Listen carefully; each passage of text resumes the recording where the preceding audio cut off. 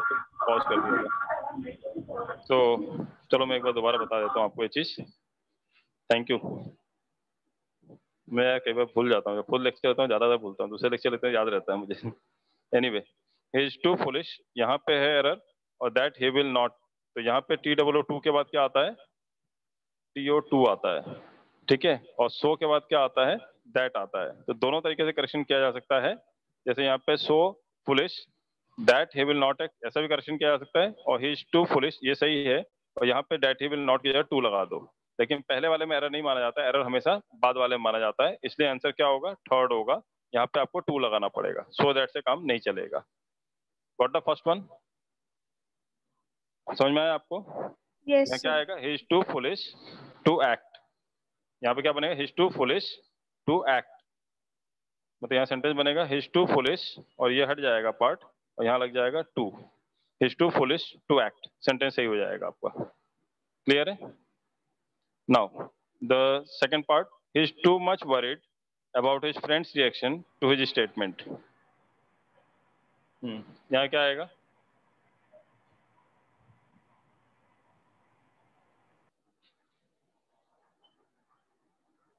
बताओ आप लोग। देखो यहाँ पे ये जो क्लास है ना, जब हम इसकी बात करते हैं तो यहाँ पे दोनों को देखना पड़ेगा, क्योंकि सिर्फ मैं आंसर बता दूंगा तो काम नहीं चलेगा।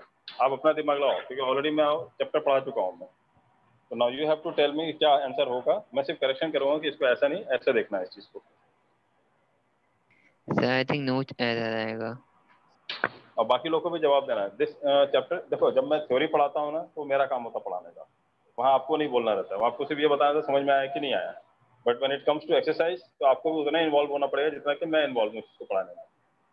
तो now you have to tell me कि आपके हिसाब से आंसर क्या आएगा। Then I will tell you the correct part, इसका एक्चुअल करेक्शन क्या होगा।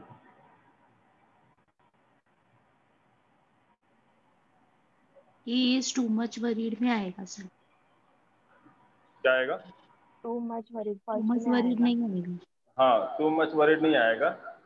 वेरी मच वरीड नहीं, सिर्फ टू आएगा, नहीं तो मच आएगा। नहीं नहीं, या तो वेरी आएगा यहाँ पे, ओके इज वेरी वरीड, या तो आप बोलो ही इज वेरी वरीड, तो मच ओके टू मच दोनों ही कट जाएगा। ही इज वेरी वरीड, या फिर यहाँ पे आएगा he is much to worried, ये भी एक सेंटेंस होता है, मच टू। या तो आप मच टू वरीड बोलो, और नहीं तो फिर टू मच वरीड नहीं होगा, मच टू वरीड होगा। ये ध्यान रखना, ये भी होता है। और या फिर इसको क्या कर दो, टू मच के हटा क्या कर दो आप, वेरी कर दो। He is very worried, he is very worried about his friend's reaction to his statement. Too much worried नहीं बोलेंगे वहाँ पे, इज सर वेरी वरीड होता है। टू मच वरीड क्यों नहीं बोलेंगे सर? कौन सा टू मच वरीड नहीं बोलेंगे बेटा, क्योंकि यहाँ पे देखो क्या होता है, सेंटेंस आप देखो आगे TOO2 के बाद आगे टू कहीं लगा है क्या सेंटेंस में?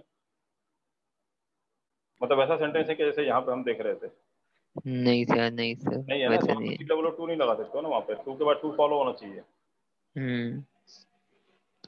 ये मतलब he is too much worried to, sir आगे आगे तो है टू ही स्टेटमेंट। क्या बोल रहे हो? He is too much worried about his friend reaction to his statement. तो नहीं, सर टू आगे ही टू। स्टेटमेंट नहीं, तो he is too much worried.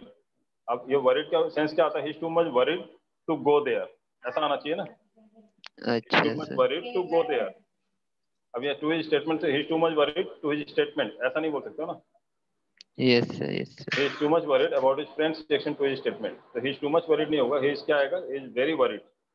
Normal sentence है ना, he is very worried to his friend's reaction to his statement. समझ में आ रहा है आपको क्या है ये? Yes sir. क्लियर है? कोई डाउट इसमें? तो सर अपन सेकंड वाले ऑप्शन को क्यों सिलेक्ट नहीं किया, फर्स्ट वाले को क्यों सिलेक्ट किए? कौन सा? तुमने बोला था कि जो फर्स्ट वाला रहता है उसको अपन नहीं, मतलब तो के। आगे वाले में एरर ही नहीं है ना। अबाउट हिज फ्रेंड्स रिएक्शन में क्या एरर है बताओ आप? टू हिज स्टेटमेंट में क्या एरर है बताओ आप? बस खाली आपको एक ही जगह करेक्शन करना है ना। अगर यहाँ पे कर दो ही इज वेरी वरीड तो बात सही हो जाएगी ना, सारा सेंटेंस सही हो जाता है। तो ऐसे तो फिर आप फर्स्ट में कभी एरर देखोगे ही नहीं आपके हिसाब से, हमेशा सेकंड वाले को चेंज थोड़ी कर सकते हो, क्योंकि आपको एक जगह चेंज करना है यहाँ पे। और यहाँ पे क्या क्या चेंज करोगे? ये सेंटेंस का पार्ट देखो ना, about his friend's reaction to his statement, कहीं गलत दिख रहा है क्या इसमें कोई भी? No sir. जब गलत नहीं दिख रहा तो कैसे बोलोगे बेटा फिर आप? हाँ सर, समझा। समझा ना? तो वो हाँ सर। उसके हिसाब से है कि आप क्या देख रहे हो उसमें। ठीक है, जैसे टू मच शॉकिंग की जगह पे जब हम सो शॉकिंग कर सकते हैं, या सो बैड लिख सकते हैं हम लोग। आ रहा समझ में? हाँ sir.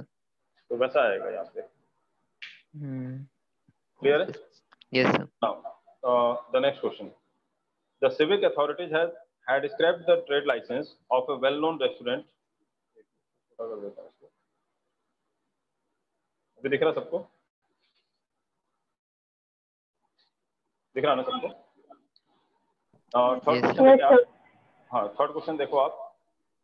The civic authorities had scrapped the trade license of a well-known restaurant after investigation proved that it had chopped down a full-grown tree नहीं है, tree है वो, sorry वो tree नहीं है, वो tree है, full-grown tree है, full-grown tree, simple ये become नहीं है, because होगा, actually sorry typing error है थोड़े से, क्योंकि मैं देता हूँ तुरंत टाइप करके आ जाता है वो,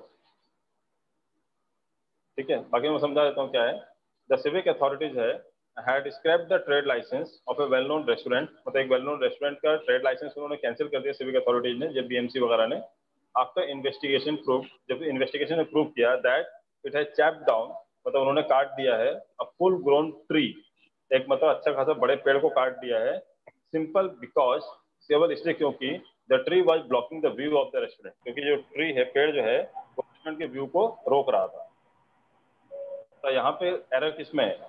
सिंपल थर्ड पार्ट में थर्ड सिंपली आएगा, एडवर्ब आएगा यहाँ पे। Yes sir. The tree was blocking the view of the restaurant आएगा। सिंपल बिकॉज नहीं होगा, सिंपली बिकॉज होगा। वो फ्री और बिकम को चेंज कर लेना, फ्री की जगह ट्री होगा और बिकम की जगह बिकॉज होगा। तो सिंपली बिकॉज, सिंपल बिकॉज नहीं होगा, क्या आएगा? Simply because. Simply because. Clear है? कोई डाउट इसमें? No sir. क्लियर है ना?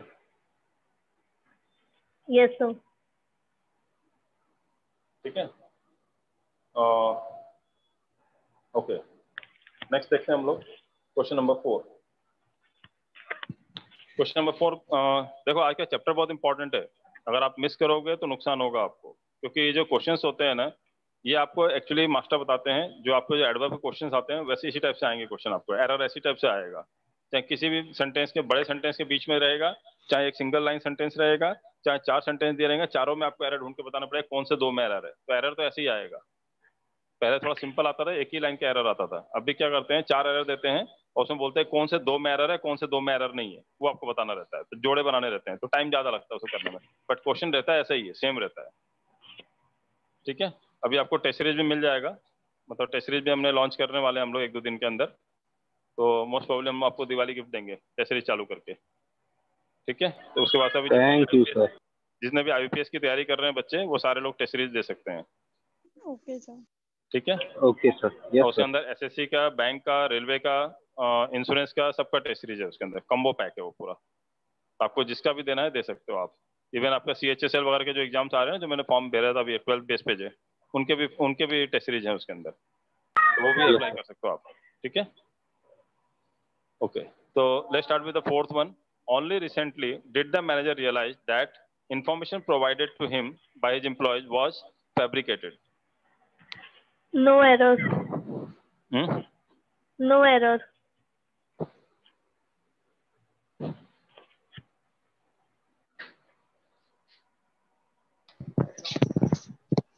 देखो ध्यान से देखो, सेकंड पार्ट में है सर। गुड गुड गुड, क्या दिखा बेटा आपको एरर? मैं बता वो चुका हूँ डिड लिखा है ना वहाँ पे सर, तो हाँ। रियलाइज्ड में ईडी नहीं लगेगा। ईडी नहीं लगेगा, रियलाइज आएगा। अरे गुड, वेरी अच्छा, गुड, हाँ। समझ में आया?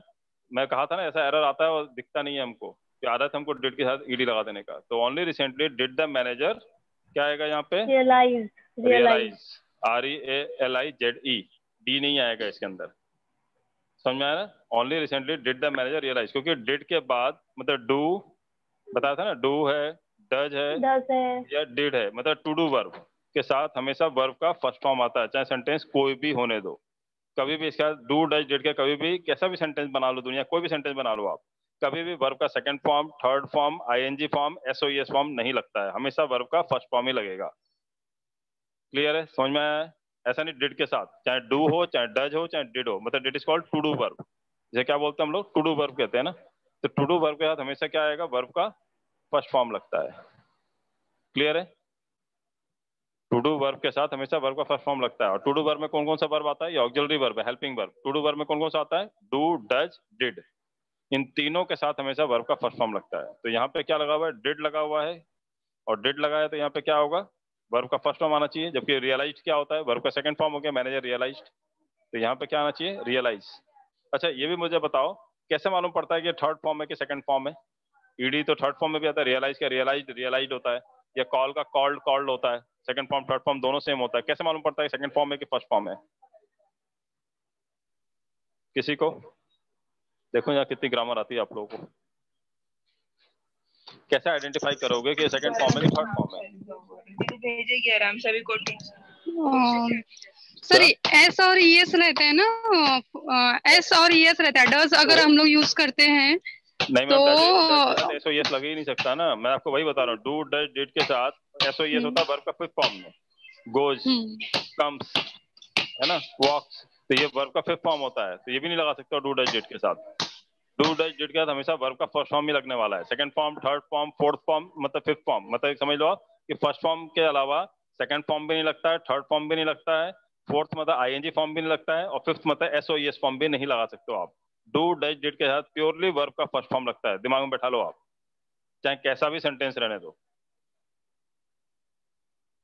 ही डज नॉट गोज देयर आएगा, he does not go there आएगा? बताओ जरा। He does not go there आएगा, he does not goes there आएगा? बताओ। It doesn't go there. Go there. Goes there थोड़ी आएगा। डज नॉट लगा चाहे डू नॉट लगा, he do not go there, he do not goes there, क्या आएगा? Do not go there. Go there. He did not go there, he did not goes there, he did not went there, क्या आएगा बताओ? Did not go went there. नहीं madam, went नहीं आएगा, गो आएगा। मैं भी कह रहा हूँ, कोई गलती कर जाते हो आप। डिड मतलब ऑलरेडी पास्ट टेंस है, वेंट मतलब भी होता है पास्ट टेंस। दो पास्ट टेंस मतलब वो नहीं गया था। ऐसा हिंदी बनाओ क्या उसके? वो नहीं गया था। एक ही बात था बोलोगे ना, वो नहीं गया था, तो डिड का मतलब था हो गया ना, तो वेंट का मतलब भी गया था होता है, तो वो नहीं गया था हो जाएगा फिर हिंदी में। समझ में आ रहा है आपको? तो डू डज डिड के बाद हमेशा क्या आएगा? वर्ब का फर्स्ट फॉर्म।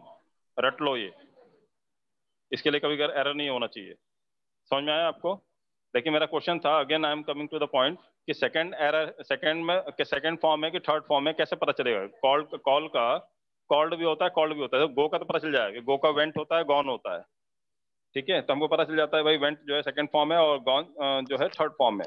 अगर सर हैव हैज लगेगा और उसके सामने अगर रियलाइज्ड है तो समझ में आता है थर्ड फॉर्म है। और अच्छा, अगर और इज एमआर लगा दिया तो इज एमआर नहीं सर, अगर क्यों इज एमआर के साथ कॉल्ड नहीं लगा सकते हो?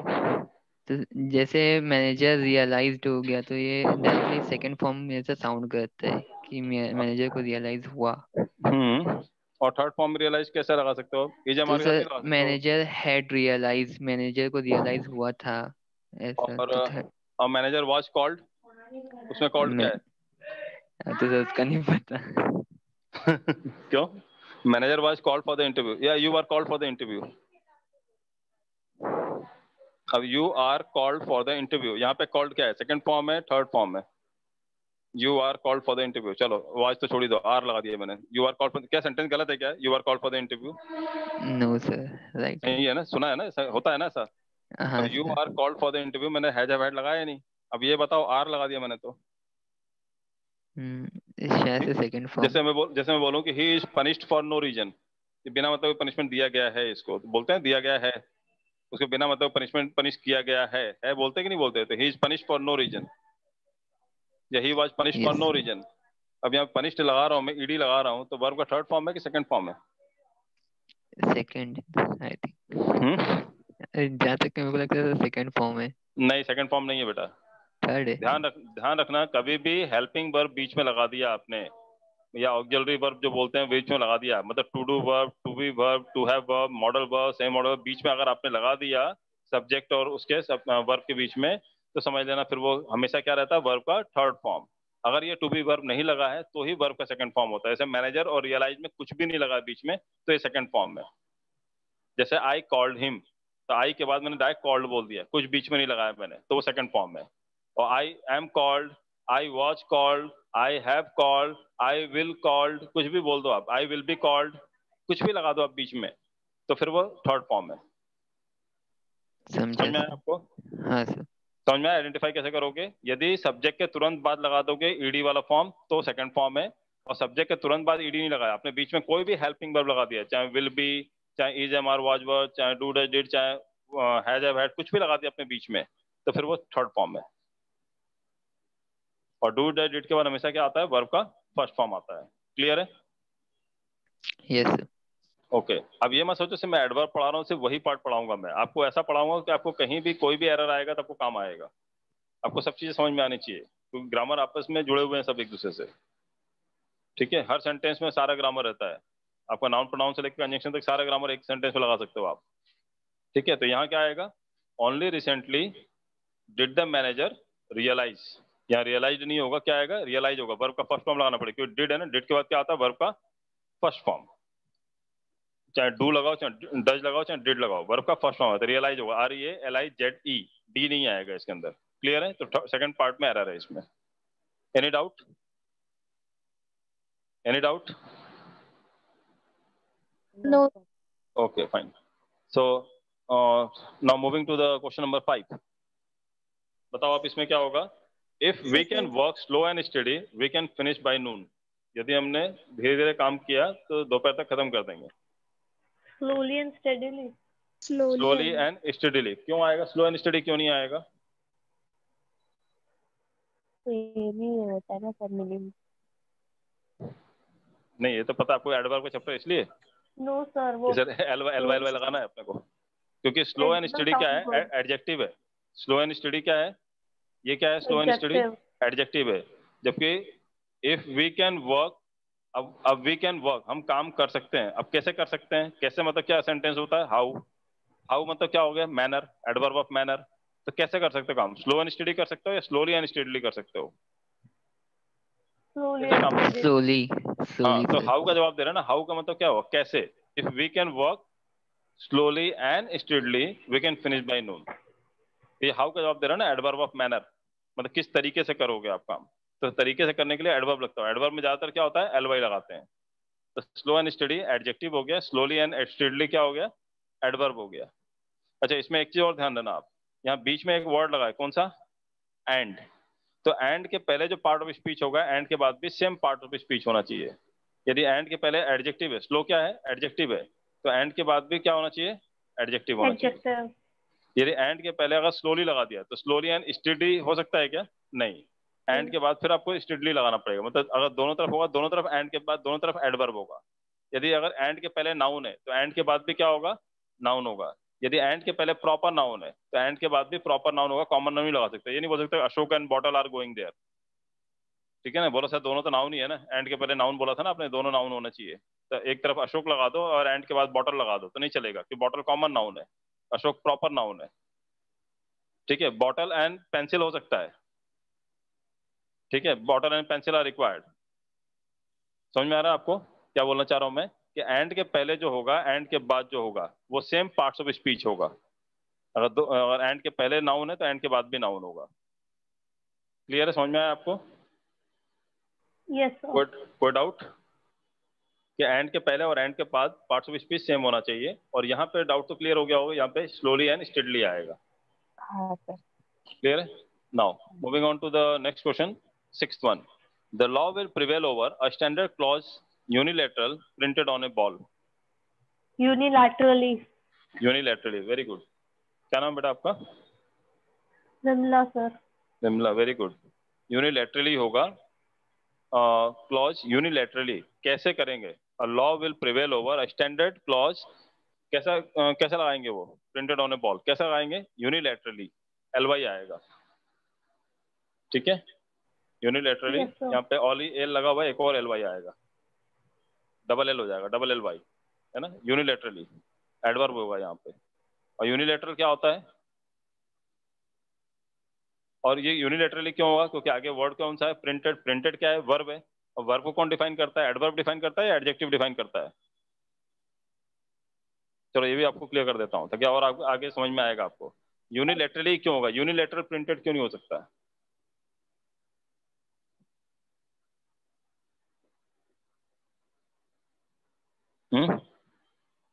यूनिलैटरली क्यों होगा? यूनिलैटरल प्रिंटेड क्यों नहीं हो सकता?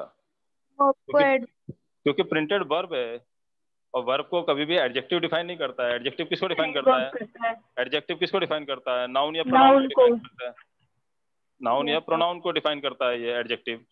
तो फिर ये प्रिंटेड तो वर्ब है, तो वर्ब को एडजेक्टिव डिफाइन करता ही नहीं, तो यूनिलेटरल तो पॉसिबल ही नहीं है। तो फिर एडवर्ब लगाना पड़ेगा, यूनिलेटरली करना पड़ेगा, तो एडवर्ब हो जाएगा। तो एडवर्ब वर्ब को डिफाइन करता है। तो एडवर्ब का डेफिनेशन ही वही है कि adverb is a word which qualifies adjective, verb and adverb itself. तो जो एडजेक्टिव को डिफाइन करता है, एडवर्ब को डिफाइन करता है और वर्ब को भी डिफाइन करता है। तो यहाँ प्रिंटेड वर्ब है, तो वर्ब को डिफाइन करने के लिए क्या चाहिए? यहाँ पे एडवर्ब चाहिए। अगर यूनिलेटरल बोलोगे तो यूनिलेटरल के आगे क्या लगना चाहिए था? यूनिलेटरल के आगे क्या लगना चाहिए था? प्रिंटेड नहीं होना चाहिए था। फिर यहाँ पे क्या होना चाहिए था? एडजेक्टिव, सॉरी, नाउन या प्रोनाउन होना चाहिए था। Yes sir. ठीक है, क्लियर है? यूनिलेटरली होगा यहाँ पे। Now next question, 7th one. We had scarcely reached the place, then it started to rain heavily.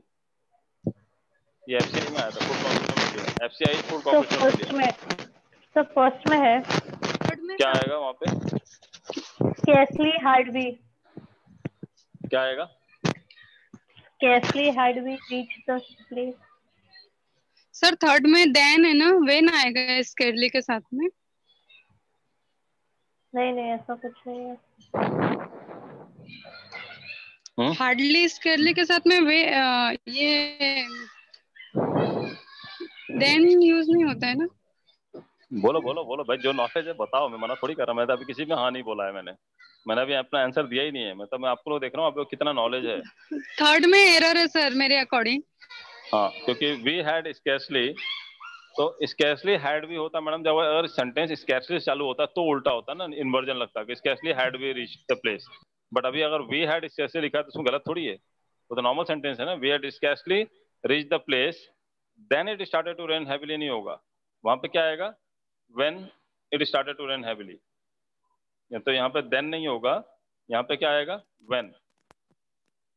क्योंकि कभी भी स्कैर्सली, रेयरली या हार्डली होता है, it is always followed by when या बिफोर।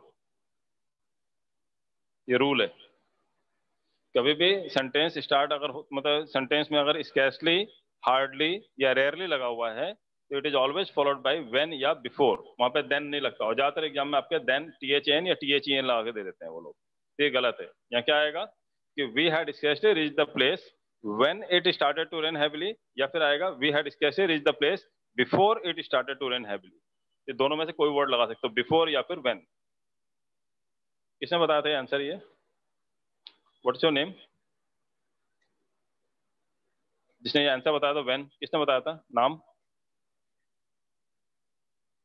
हेलो, आवाज आ रही है मेरी? यस सर आ रही है।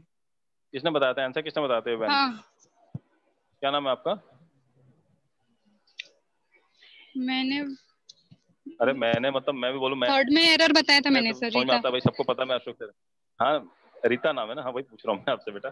चलो, तो ये समझ में आपको व्हेन या बिफोर लगता है क्या? बोलो बोलो बोलो, कुछ बोलना है?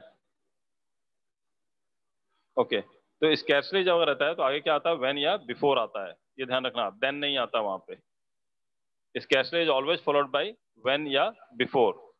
जैसे अगर बोलो कि जैसे मैं बोलूँ कि as soon as I reached the place then it began to rain, तो बिल्कुल सही है अगर as soon as से शुरू हो रहा है। बट अगर मैं बोलूँ कि hardly had I left the class when the student made a noise या then the student made a noise, अगर मैं इन्वर्जन भी लगा के बोलूँ hardly had I left the class when the student made a noise या then the student made a noise, then नहीं, गलत है। मुझे पता है मीनिंग के देन ज्यादा अच्छा लग रहा है कि अभी मैंने क्लास छोड़ा तभी बच्चे ने मस्ती करना शुरू कर दिया, तो देन ज्यादा अच्छा लगता है हमको। और THN वाला तो और अच्छा लगता है, THN से भी ज्यादा अच्छा लगता है हमको, ठीक है। लेकिन वो गलत है। क्या आएगा?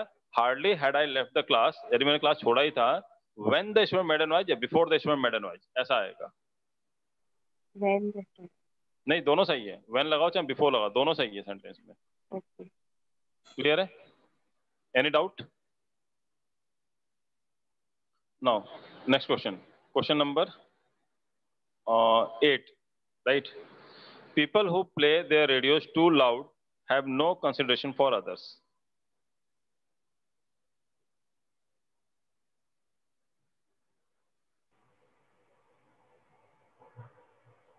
तो पार्ट 2 में है, पार्ट 2 में एरर है। हाँ सर। पार्ट 2 में क्या एरर है? 2 की जगह पे Exactly वेरी went आएगा out क्या है। सर? क्या 2 नहीं आएगा सर इधर।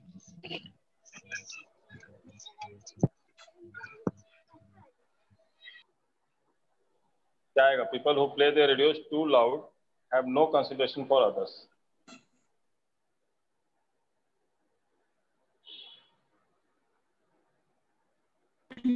लाउडली आएगा सर। Very good. अभी समझ में आया आपको क्या दिक्कत हो रही है? People who play their radios too loudly have no consideration for others. तो too loudly होगा। आपका यहाँ पे क्या है? too भी आपका क्या है? एडवर्ब है, और loudly भी आपका एडवर्ब होगा। यहाँ पे loudly होगा, loud नहीं होगा। People who play their radios too loudly have no consideration for others. too loud कैसे होगा? तो प्ले की बात कर रहे हैं ना, people who play their radios. और कैसा प्ले करते हैं? कैसा कैसा का जवाब क्या होता है? मतलब how they play their, how they are playing their radios. Too loudly होगा या टू लाउड होगा? आप बताओ। People who play their radios, जो लोग मतलब गाना बजाते हैं रेडियो पे, कैसा बजाते हैं? How they play their radios, too loud या टू लाउडली? लाउडली। लाउडली आएगा ना, तो यहाँ पे एडवर्ब आएगा। लाउड जबकि एडजेक्टिव है ना, लाउड एडजेक्टिव है, तभी लाउड क्या है, क्या आ सकता है? Loud noise. लाउड नॉइज क्यों आएगा? लाउड नॉइज क्योंकि नॉइज क्या है? नाउन है। तो एडजेक्टिव जो होता है वो नाउन या प्रोनाउन को डिफाइन करता है ना। तो नॉइज क्या है? नाउन है। आवाज, आवाज क्या है? नाउन है। तो लाउड नॉइज हो सकता है। लाउड स्पीकर हो सकता है। स्पीकर क्या होता है? स्पीकर क्या होता है? नाउन होता है। तो एडजेक्टिव जो है नाउन को डिफाइन कर सकता है। क्लियर है? समझ में आ रहा है आपको? समझ में आ रहा है या नहीं आ रहा आप लोगों को? सर आ रहा है सर। वेरी क्यों नहीं लग सकता? क्या की जगह वेरी क्यों नहीं लग सकता? मैम? यहाँ पे नेगेटिव सेंस में यूज कर रहे हैं ना हम लोग इसको। लाउड नॉइज यहाँ पे अच्छे सेंस में यूज कर रहे हैं, बुरे सेंस में यूज कर रहे हैं? कि आगे दिया हुआ कंसिडरेशन फॉर अदर्स, नो लिखा हुआ है, हाँ। तो नेगेटिव सेंस में यूज कर रहे हैं। इससे टू ज्यादा बेटर है ना यहाँ पे। ये पॉजिटिव सेंस में लाउड नहीं है ना, ये नेगेटिव सेंस में लाउड को यूज किया जा रहा है। क्लियर है? इससे टू ज्यादा अप्रोप्रिएट है। वेरी जो होता है पॉजिटिव सेंस में लिया जाता है ज्यादातर। क्लियर है? Now question number 9। In the modern world the pace of change and scientific innovation is unusual rapid. unusually rapid। Unusually rapid, no doubt. ठीक है, फोर्थ में सर रैपिडली आएगा ना? नहीं, अनयूजुअल रैपिडली कैसे हो सकता है? अनयूजुअली रैपिड होगा ना। अनयूजुअल रैपिड होगा ना ma'am. Okay, okay. Unusually rapidly कैसे हो सकता है? आप सोच के देखो। रैपिड मतलब क्या होता है? तेज। और कैसे तेज? अनयूजुअली। मतलब कैसे कैसे मतलब क्या होता है? अगेन सेंस क्या आ रहा है? एडवर्ब ऑफ मैनर आ रहा है ना, हाउ। कैसे तेज? अनयूजुअली। रैपिड तो है, मतलब कैसा रैपिड है? Unusually, okay. क्लियर है? समझ में आया आपको?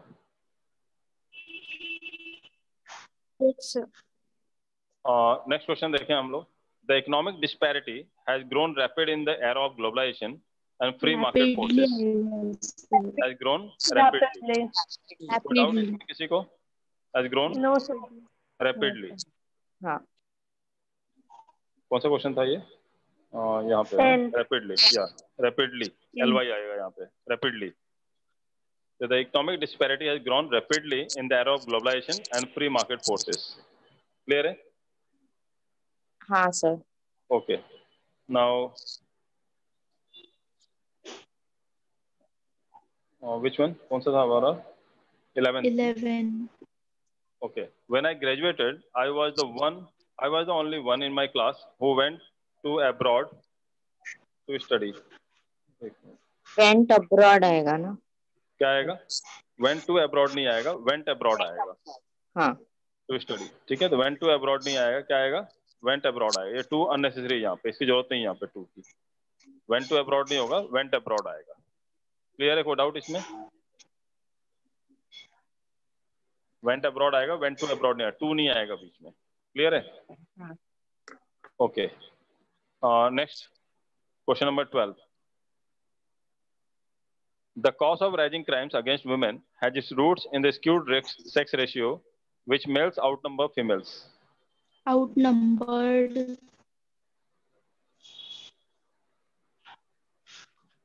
थर्ड पार्ट में आई गेस.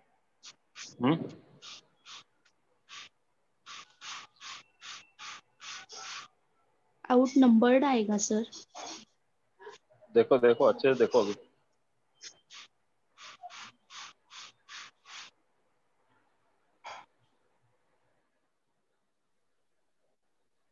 ध्यान से सारे पढ़ो, आपको समझ में आ जाएगा. एरर दिखेगा आपको. कई बार हमें खुद अटपटा लगता है पढ़ने में. जब पढ़ो आपको दिखेगा और मीनिंग समझने की कोशिश करो. वैसे तो मीनिंग के हिसाब से नहीं चलता, ग्रामर थोड़ा मीनिंग से अलग भी चलता है कई बार, लेकिन फिर भी कोशिश करो, यहाँ मीनिंग से बन जाएगा आपको. और मीनिंग समझोगे खुद ही समझ में आ जाएगा क्या गलत है. The cause of rising crimes against women, यहाँ तो कोई गलत दिख रहा है क्या? The cause of rising crimes, no. Okay. The cause of rising crimes against women दिख रहा है कोई गलत? नहीं. हैज इट्स रूट्स, मतलब उसकी जड़ें हैं, कुछ दिख रहा गलत? नहीं. In the skewed sex ratio, कुछ गलत दिख रहा है? नहीं. क्या आएगा? Which males outnumber females. क्या मतलब है इसका? Males outnumber females. आपको कुछ एरर नहीं दिख रहा है? विच नहीं आना चाहिए आपको. सेंस क्या है यहाँ पे? ये रिलेटिव एडवर्ब्स की बात है मैम. रिलेटिव एडवर्ब्स में क्या आता है? WH क्वेश्चंस आते हैं ना, हु, विच, वेयर, ये सब आते हैं ना. तो यहाँ पे क्या आएगा? जहाँ बोलना है ना, जहाँ के लिए क्या आएगा? वेयर आएगा ना. वेयर आएगा. Where males outnumber female, जहाँ पे मेल्स की संख्या ज्यादा है फीमेल्स से. The cause of rising crimes against women has its roots in the skewed sex ratio. मतलब आपको पता है ना सेक्स रेशियो है आज की डेट में. सेक्स रेशियो क्या है हमारा? कि 1000 अगर आदमी है तो लेडीज जो है सिर्फ 800 के आसपास हैं, तो 200 शॉर्टेज है ना. तो the cause of rising crimes against women has its roots in the skewed sex ratio में, मतलब सेक्स रेशियो की वजह से, मतलब आदमी ज्यादा है औरतें कम है, इसी वजह से क्या होता है? Where males outnumber female, जहाँ पे मेल्स के आउट नंबर फीमेल्स, मतलब क्या फीमेल से ज्यादा संख्या मेल्स की है, तो वेयर आएगा ना यहाँ पे. तो विच आएगा. अब बताओ रिलेटिव प्रोनाउन क्या है? रिलेटिव एडवर्ब क्या आएगा यहाँ पे? पढ़ा था ना, सिंपल एडवर्ब्स, इंट्रोगेटिव एडवर्ब्स और रिलेटिव एडवर्ब्स पढ़ाया था ना मैंने आपको. अब यहाँ पे जरूरत पड़ती है, जो मैंने थ्योरी पढ़ाया है मैं दोबारा नहीं बोल सकता ना उस चीज के लिए. जिसने थ्योरी नहीं पढ़ा उसको दिक्कत आएगी. यहाँ आपको रिलेटिव एडवर्ब पढ़ाया था ना, विच, वेयर, व्हेन, इस टाइप से वर्ड्स आते हैं जहाँ मतलब आता है जहाँ, जिसको, जिसने, जिससे, जिसको, जिसके लिए, ऐसा मीनिंग आता है. इसे ज वाले मीनिंग आते हैं. बताया था मैंने आपको, याद है? Yes sir. Yes sir. तो यहाँ पे क्या आएगा? The cause of rising crimes against women has its roots in the skewed sex ratio where males outnumber females. Clear है? Yes sir. ओके. और यहाँ पे ये जो कई लोगों ने बोला था आउट नंबर्ड, बात उसकी नहीं कि क्या सही है, बात इसकी है कि आपका आंसर क्यों गलत हुआ. आउट नंबर्ड क्यों नहीं होगा यहाँ पे? इसका रीजन बताओ मुझे. क्योंकि यहाँ पे हैज लगा हुआ है. ठीक है, हैज इट्स रूट्स. यहाँ पे देखो ये भी क्या है? प्रेजेंट है. In the skewed sex ratio where males outnumber females. तो आउट नंबर्ड मतलब हो गया क्योंकि हो चुके हैं, मतलब पास्ट टेंस. तो ये पास्ट टेंस थोड़ी है यहाँ पे कुछ. ठीक है. और ये the cause of rising crimes, ये क्या हो? ये मतलब एक प्रेजेंट जनरल सिचुएशन है ना ये. तो यहाँ पास्ट वाली बात ही नहीं आ रही है. क्लियर है? Now the next one. Yes sir. Question number 13. No sooner she had realized her blunder, then she began to take Had corrective she- measures. First में no sooner had she realise. Had she आएगा. No sooner she had realized. Had क्या होगा? she- No sooner had had she she realized. realized. क्यों आएगा had she? क्योंकि no sooner क्या है? Adverb है. एडवर्ब है. तो एडवर्ब है तो क्या आएगा यहाँ पे? पहले आपका हेल्पिंग वर्ब आएगा, देन सब्जेक्ट आएगा, देन मेन वर्ब आएगा. और no sooner adverb of place नहीं है, नॉर्मल एडवर्ब है. दूसरा कोई भी एडवर्ब ऑफ प्लेस तो नहीं है ना no sooner. No sir. Adverb of place होता है तो हेल्पिंग वर्ब, मेन वर्ब दोनों पहले आ जाते हैं सब्जेक्ट से. Complete inversion. हाँ, कंप्लीट इन्वर्जन होता है. लेकिन यहाँ पे क्या होगा? पार्शियल इन्वर्जन होगा. तो क्या आएगा? हैड पहले आ जाएगा और उसके बाद फिर शी आएगा, फिर रियलाइज आएगा. तो no sooner had she realised her blunder then she began to take corrective measures. तो यहाँ पे ध्यान रखना पड़ेगा आपको कि जो हैड, जो हमारा हेल्पिंग वर्ब है, ऑक्सिलरी वर्ब, ये शी से पहले आएगा. ये सी है, शी से पहले आएगा, मतलब इधर आएगा. सी के पहले हैड आएगा. तो नो सुनर, फिर हैड, उसके बाद फिर शी, फिर रियलाइज्ड. मतलब नो सूनर के बाद पहले हेल्पिंग वर्ब, नो सूनर के बाद क्या आएगा, पहले हेल्पिंग वर्ब आएगा यहाँ पे, नो सूनर हैड, और उसके बाद फिर आपका ये सब्जेक्ट आएगा she, and then main verb आएगा रियलाइज, क्योंकि इसे हम लोग कहते हैं पार्शियल इन्वर्जन। क्लियर है, समझ में आया आपको? तो no sooner she had realise नहीं होगा, no sooner had she realise होगा। मैंने आपको बताया भी था कि ऐसा एरर देते हैं ये लोग, बताया था, याद है आपको? मैंने बताया था ना Yes, आपको sir. कैसा देते हैं, ये उल्टा कर देते हैं ये। Okay, Hmm. Now question number 14। There were hardly 2 trees left, just bare rocky lands. Second part में है sir error.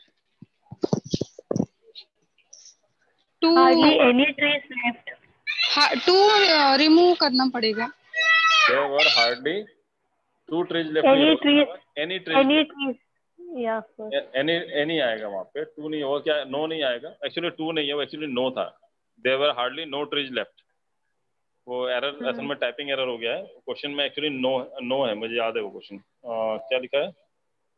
There were hardly, यहाँ पे 2 नहीं है, एक्चुअली टाइपिंग एरर है, नो लिखा हुआ था।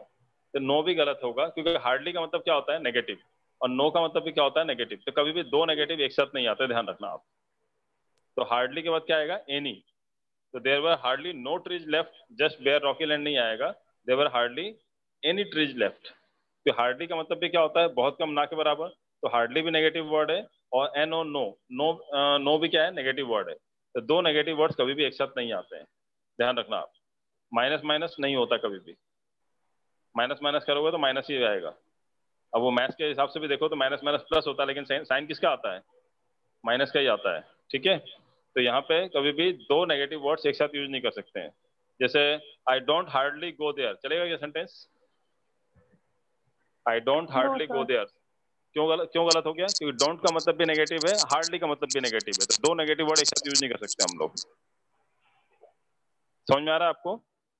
2 negative words cannot be use together, ये ध्यान रखना दिमाग में। इंग्लिश में 2 negative words cannot be used together, तो 2 नेगेटिव वर्ड्स एक साथ यूज नहीं कर सकते आप।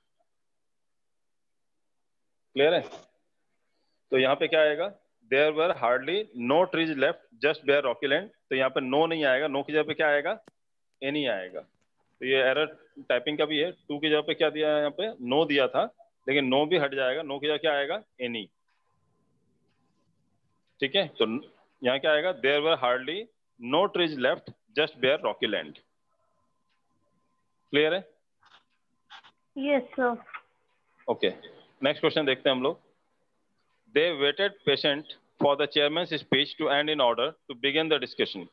Patiently. Patiently, ये तो क्लियर है, किसी को डाउट इसमें? They waited, patient No, नहीं sir. होगा, क्यों? पेशेंट क्या है, First. एडजेक्टिव। पेशेंट क्या है, एडजेक्टिव है। हाँ, फर्स्ट में है, क्यों वेटेड, वेट किया उन्होंने। और वेट करना क्या होता है, वेट करना क्या होता है, वर्ब होता है। तो वर्ब के बाद वर्ब किसको मतलब यहाँ पे क्या आएगा, एडजेक्टिव आएगा, एडवर्ब आएगा? Adverb. क्या होगा, पेशेंटली, एलवाई लग जाएगा, पेशेंटली।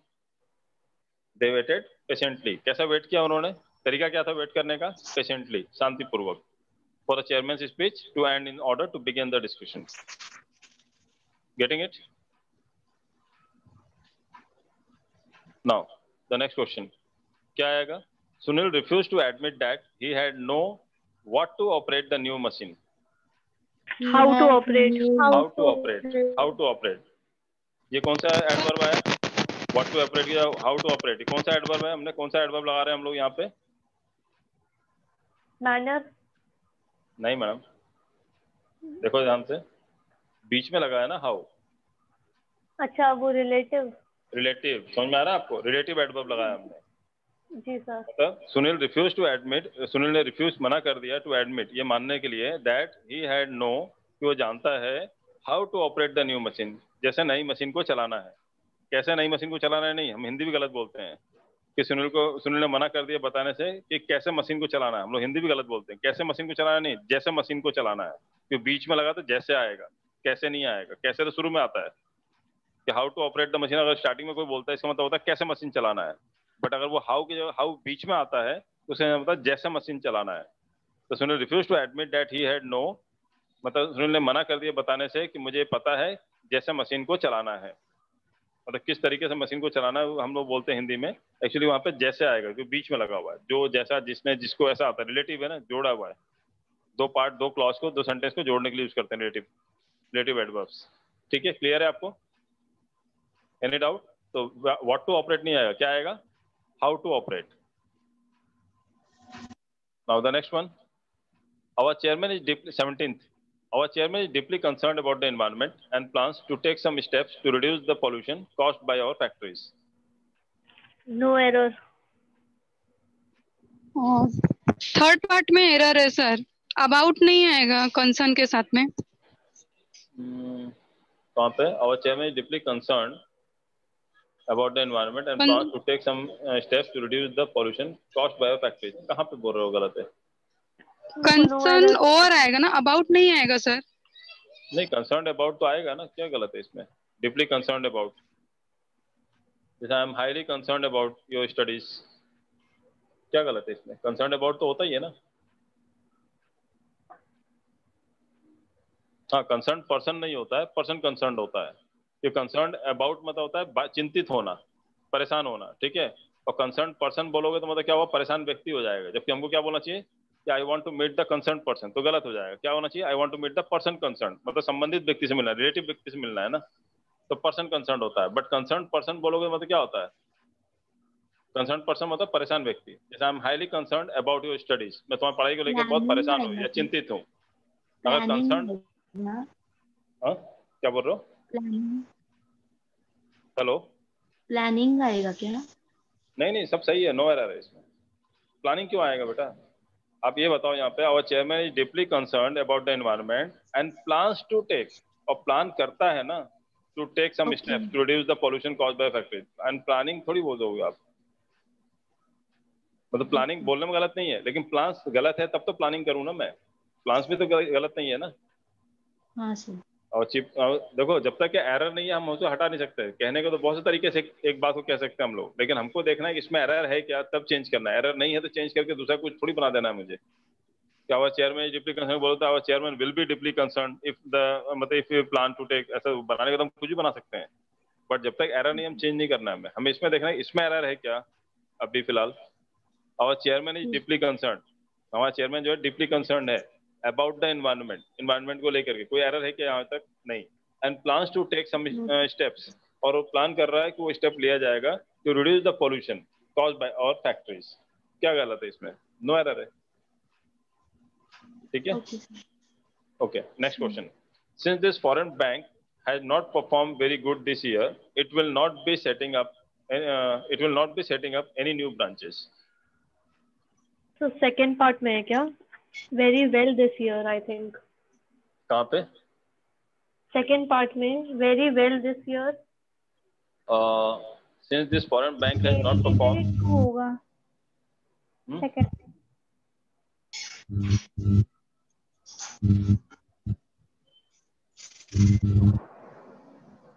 क्योंकि नेगेटिव के लिए बोल रहा है, not perform too good this year. नहीं, नॉट परफॉर्म तो परफॉर्मेंस की बात आ रही है ना, तो वहां नेगेटिव उधर था। लेकिन यहाँ पे क्या आएगा? Since this foreign bank has not perform very good this year नहीं आएगा, वेरी वेल आएगा। नहीं, वेरी वेल आएगा। नॉट परफॉर्म टू गुड नहीं बोल सकते आप, गुड के साथ तो टू लगना ही नहीं है ना, मैंने आपको पहले ही बता चुका हूँ वो चीज।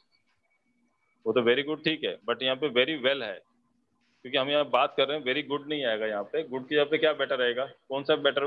गुड क्या है? पहले तो आप मुझे बताओ गुड क्या है। आप बोलो सर गुड आएगा, तो गुड क्या है पहले ये बताओ। एडजेक्टिव है कि एडवर्ब है? एडजेक्टिव है। और वेरी क्या है मैम? एडवर्ब है। तो परफॉर्मेंस कैसा परफॉर्म किया उसने? वेरी गुड परफॉर्म किया या वेरी वेल परफॉर्म किया? Very well. मतलब ही परफॉर्म वेरी वेल या ही परफॉर्म वेरी गुड? क्या बोलोगे आप? ही performed very well. Very well आएगा ना। जो वेरी गुड बोल देता हूँ गलत है, तो वेरी गुड नहीं बोल सकते, परफॉर्म वेरी गुड। तो परफॉर्मेंस क्या है? कैसा हुआ, कैसा परफॉर्मेंस दिया। तो कैसा देने के लिए हाउ का आंसर आ रहा है ना। हाउ क्या होना चाहिए? फिर एडवर्ब होना चाहिए ना। तो ही परफॉर्म सो वेल या he perform very well this year. तो since the foreign bank has not perform very well this year, it will not be setting up any new branches. तो वेरी गुड नहीं होगा, performance कैसी होगी? Very well होगा, क्योंकि आपको यहाँ पे एडवर्ब लगाना पड़ेगा एडजेक्टिव की जगह पे। कि परफॉर्म क्या है, वर्ब है, और वर्ब को कौन डिफाइन करता है, एडजेक्टिव डिफाइन नहीं करता है, कौन डिफाइन करता है, एडवर्ब डिफाइन करता है। यही तो बातें है ना कि मीनिंग के हिसाब से हमको एरर दिखता ही नहीं है इसके अंदर। अब आप मीनिंग के हिसाब से देखो तो एरर दिखेगा नहीं कि परफॉर्म वेरी गुड भी सर क्या गलत है, कि बहुत अच्छा परफॉर्म नहीं किया हम, तो अच्छा का मतलब है ना, वेल मतलब भी अच्छा होता है, गुड मतलब भी अच्छा होता है, सर क्या फर्क पड़ता है गुड लगाने से। But good is an adjective, और एडजेक्टिव परफॉर्म को डिफाइन नहीं कर सकता। परफॉर्म क्या है, वर्ब है, और परफॉर्म को वर्ब को डिफाइन करने के लिए क्या चाहिए वहां पे, हमको एडवर्ब चाहिए, और वेरी क्या है, एडवर्ब है, और एडवर्ब को डिफाइन करता है, तो वेरी के साथ वेल लगा सकते हो आप, दो एडवर्ब एक साथ यूज हो सकते हैं। Getting it? समझ में आया आपको क्या बोल रहा हूं मैं? Yes sir. कि परफॉर्म क्या है, वर्ब है, वर्ब को कौन डिफाइन करता है, गुड एडजेक्टिव है, तो एडजेक्टिव तो नाउन या प्रोनाउन को डिफाइन करता है, वर्ब को डिफाइन नहीं करता। वर्ब कौन डिफाइन करता है, एडवर्ब डिफाइन करता है, तो गुड नहीं आएगा, गुड की जगह पे क्या आएगा, वेल आएगा, WELL, वेल। तो क्या होगा, since this foreign bank has not perform well, very well this year, very आएगा, बट वेरी क्या आएगा, very well this year, it will not be setting up any new branches. So next question पे देखते हैं हम लोग।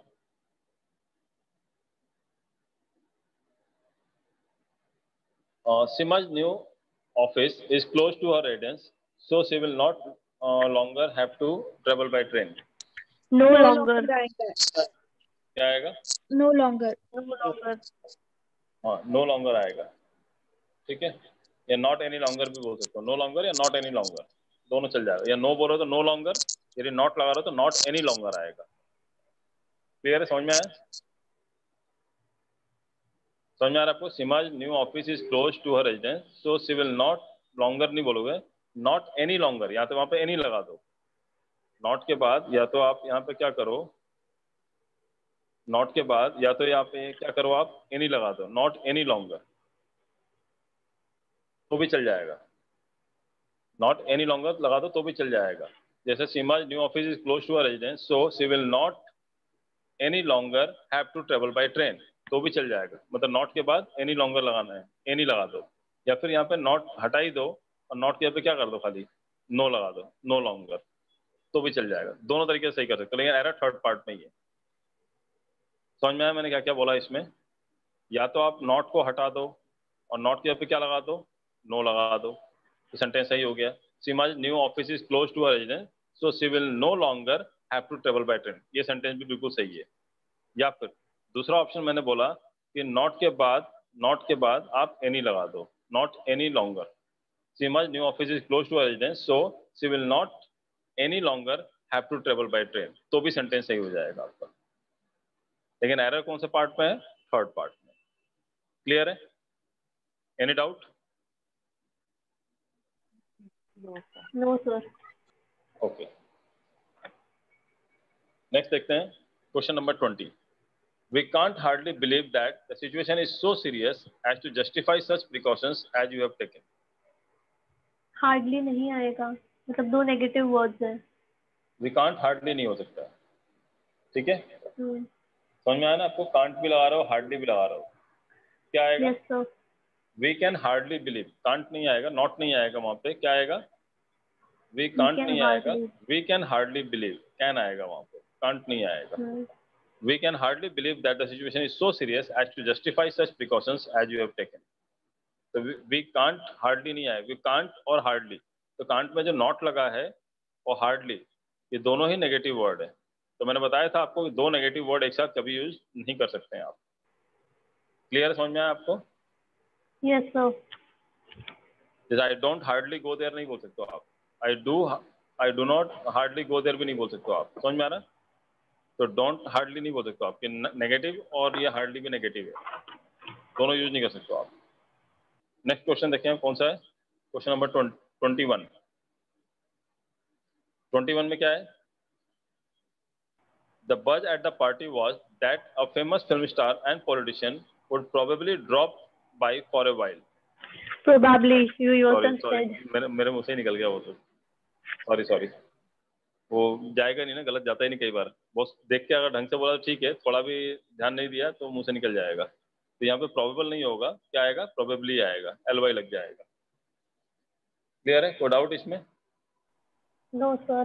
है ना, प्रोबेबली आएगा, PROBABLY, BLELY नहीं होगा, ई हट जाएगा, ई की जगह क्या लग जाएगा? LY। मतलब एल ऑलरेडी लगा हुआ है, PROBAB, एल तो लगा है, ई हट जाएगा, ई की जगह वाई लगा दो, प्रोबेबली। क्लियर है? प्रोबेबल की तो ये जगह सेंटेंस का मीनिंग क्या हुआ वैसे? द बज at the party was that, मतलब पार्टी में ऐसे, मतलब बज का मतलब क्या होता है, ऐसी बातें चल रही थी। बज का सेंस क्या आता है? बजिंग एट द पार्टी मतलब क्या होता है, सेंस क्या आता है बज का? द बज एट द पार्टी का सेंस क्या होता है कि आपकी ऐसी बातें चल रही थी। मतलब बजिंग मतलब बताए, बजिंग साउंड क्या होता है, ह्यूमिंग साउंड या बजिंग साउंड क्या होता है, जो भौरे गुनगुनाते हैं ना, यस। बन बन बन बन, तो that is called buzzing sound. या जो ओके। हॉर्न बजाते हैं उसको भी क्या बोलते हैं, बजल। सुना है आपने, बजर बोलते हैं उसको। यस तो सर। बज में तो वही आवाज। तो ऐसी पार्टी में आवाजें आ रही थी that a famous film star and politician, एक फेमस फिल्म स्टार भी है, पॉलिटिशियन भी है, would probably drop for a while, कि थोड़ी देर के लिए यहाँ पे आएगा। ओके। ऐसी बातें चल रही थी। क्लियर है? तो मीनिंग में डिफरेंस समझ में आया आपको? Yes sir. Okay, next question देखें आप। This happened just exactly 5 years ago. Exactly. Just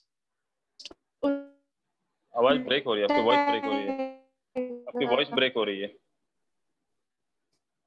this happened exactly 5 years ago. यहाँ पे exactly और उल्टा। हाँ, जस्ट दोनों सुपरफ्लुअस हो जाएंगे कि जस्ट की जरूरत नहीं है हमको। ये एक्चुअली क्या होता है, सुपरफ्लुअस भी होता है एक वर्ड। सुपरफ्लुअस का मतलब होता है दो वर्ड जिसके मीनिंग लगभग सेम होते हैं। तो हम लोग सेम मीनिंग वाले दो वर्ड्स एक साथ इस्तेमाल नहीं करते हैं। जैसे मैं बोलूँ कि प्लीज रिपीट अगेन, तो रिपीट का मतलब क्या होता है? दोहराना। दोहराना। और अगेन का मतलब क्या होता है? दोहराना वही है, वापस। है ना, वापस। तो प्लीज रिपीट अगेन गलत वर्ड है, क्या आना चाहिए? प्लीज रिपीट या प्लीज टेल मी अगेन। लेकिन हम क्या बोल देते हैं? Please repeat again. Shall I repeat again, teachers भी बोलते हैं, मैं तो खुद बोलता हूँ। ठीक है, शैल आई रिपीट अगेन, क्योंकि बाकी लोगों को लगेगा सर शैल आई रिपीट बोलो तो उनको लगेगा पता नहीं क्या बोल रहे हैं, गलत बोल रहे हैं सर, है ना। तो कई बार हम दूसरों को समझाने के लिए गलत बोल जाते हैं, लेकिन एक्चुअली ग्रामेटिकली क्या है, दो words with same meaning can not be used together. तो रिपीट का मतलब भी वही होता है और अगेन का मतलब भी वही होता है। जैसे ही रिटर्न बैक, रिटर्न का मतलब क्या होता है? लौट आना। और बैक का मतलब क्या होता है? रिटर्न आ जाना, वही। सेम मीनिंग है ना। तो प्लीज रिटर्न बैक नहीं बोलते हैं, क्या होता है? प्लीज रिटर्न या प्लीज कम बैक। या तो आप बोलो प्लीज कम बैक या प्लीज रिटर्न बोलो ना, कोई एक ही चीज बोलो, लेकिन हम क्या बोलते हैं? Please return back. तो गलत है ये, दैट इज कॉल्ड सुपरफ्लुअस। इसे क्या बोलते हैं? ये कौन सा एरर कहलाता है ग्रामर में? Superfluous error. सुपरफ्लुअस, सुपरफ्लुअस का मतलब क्या होता है? अननेसेसरी या unwanted repetition of words, that is called superfluous. ठीक है, हिंदी में भी यूज करते हैं ना, हिंदी में भी यूज करते हैं। मान लो यदि मैं आज क्लास कैंसिल कर देता तो आप लोग क्या करते? बोलो, मान लो यदि आज मैं क्लास कैंसिल कर देता आप लोग क्या करते? कुछ नहीं करते अरे सर। मैडम, मेरा सेंटेंस सही बोल रहा हूँ गलत बोल रहा हूँ वो बताओ, मैं ये नहीं पूछ रहा हूँ क्या करते हैं। ये सेंटेंस गलत है। आप मान लो का मतलब वही होता है, यदि का मतलब भी वही होता है। मुझे बोलना चाहिए मान लो मैं आज क्लास नहीं लेता तो क्या करते, या मैं बोलना चाहिए था यदि मैं क्लास नहीं लेता तो क्या करते। मैं दोनों बोल रहा हूँ, मान लो यदि आज मैं क्लास नहीं लेता तो क्या करते। ये गलत है सेंटेंस। बराबर। तो समझ में आया? तो सुपरफ्लुअस इंग्लिश में नहीं, हिंदी में भी है। मैं ये बताना चाह रहा हूँ। मैं पढ़ाता ही ऐसा हूँ कि ऐसा लगेगा नॉर्मल बात कर रहे हैं, तो आप लोग बताने लगा नहीं सर घूमने चले जाते हैं आज, यार खाना खाने चले जाते हैं, है ना। मान लो यदि गलत वर्ड है, क्या आना चाहिए? या तो बोलो आप मान लो आज मैं नहीं आता तो क्या करते, या दूसरा बोलना चाहिए यदि मैं नहीं आता तो क्या करते। लेकिन हम लोग बोलते समय क्या बोलते हैं? मान लो यदि। मान लो यदि ऐसा हो जाए तो क्या होगा। आप ऐसा बोलना चाहिए ना, मान लो ऐसा हो जाए तो क्या होगा, या आपको बोलना चाहिए यदि ऐसा हो जाए तो क्या होगा। अब मान लो यदि क्या होता है, अननेसेसरी रिपीटेशन है ये, तो इट इज कॉल्ड सुपरफ्लुअस। समझ में आया एरर आपको? तो यहाँ पे जस्ट और एग्जैक्टली दोनों का मतलब एक ही होता है, तो दो मतलब वर्ड सेम मीनिंग के नहीं यूज कर सकते, सुपरफ्लुअस एरर इसलिए हटा दिया यहाँ पे। क्योंकि जस्ट क्या है वहाँ पे, एग्जैक्टली भी एडवर्ब है, जस्ट भी एडवर्ब है, और सेम मीनिंग है दोनों का, इसलिए हमने जस्ट को हटा दिया। क्लियर है? कोई डाउट इसमें? No sir. Okay,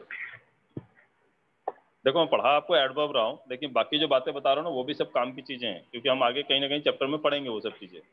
superfluous and slang भी चैप्टर है हमारे पास, है ना। जैसे नॉर्मली हम लोग बात करते हैं ना, मतलब he is my cousin sister या कजिन ब्रदर, तो कजिन ब्रदर या कजिन सिस्टर नहीं होता, सिर्फ कजिन होता है, ब्रदर सिस्टर नहीं लगा सकते उसके साथ। हिंदी में बोलते चचेरा भाई, चचेरी बहन, चचेरा होता है, भाई बहन नहीं बोलते फिर वहां पे, वो अंडरस्टूड होता है, ठीक है। नेक्स्ट देखें आप question number 23। Owing to inflation, restaurants have hiked their prices by approximate 30%. Approximately आएगा, approximately 30%. By approximately आएगा, क्योंकि approximate क्या है, एडजेक्टिव है, जबकि approximately क्या होगा, एडवर्ब होगा। कितने से बढ़ाया, हाउ मच, तो हाउ मच का जवाब देने वाला सेंटेंस क्या होता है, adverb of degree. How much कितने से बढ़ाया, तो हाउ मच क्या आएगा, कितने मात्रा में, मात्रा बता रहा है ना, तो आपको बताया था ना एडवर्ब ऑफ डिग्री क्या होता है, कोई मात्रा बता रहा हो या इंटेंसिटी बता रहा हो या डिग्री बता रहा हो, तो हाउ मच, तो हाउ मच का जवाब देने वाला क्या कहलाता है, एडवर्ब ऑफ डिग्री। तो अप्रोक्सीमेटली क्या हो गया, एडवर्ब ऑफ डिग्री हो गया, तो अप्रोक्सीमेटली कितना, 30%, ठीक है। सो नेक्स्ट देखें question number 24। To know what people react to an unforeseen situation is very important to decide our course of action. How people react to. To know how people react to. Very good. क्या आएगा, to know how people react to. यहाँ पे what people react to नहीं होगा, यहाँ पे क्या आएगा, how, कैसे, how people react to. To know how people react to an unforeseen situation is very important to decide our course of action. Clear है? Any doubt? Yes, sir. No. Okay. Next देखें question number 25. The industrialist has donated large sums of money to scientific organization to develop environmentally friendly fuels. Environment friendly fuels. Good. यहाँ पे क्या आएगा, environmentally friendly ऐसा नहीं आएगा, क्या आएगा, environment friendly, या environment आएगा, environmentally नहीं आएगा, ठीक है, environment आएगा, ALLY जो है वो हट जाएगा, क्या आएगा, environment friendly होगा ना, environmentally friendly नहीं आएगा।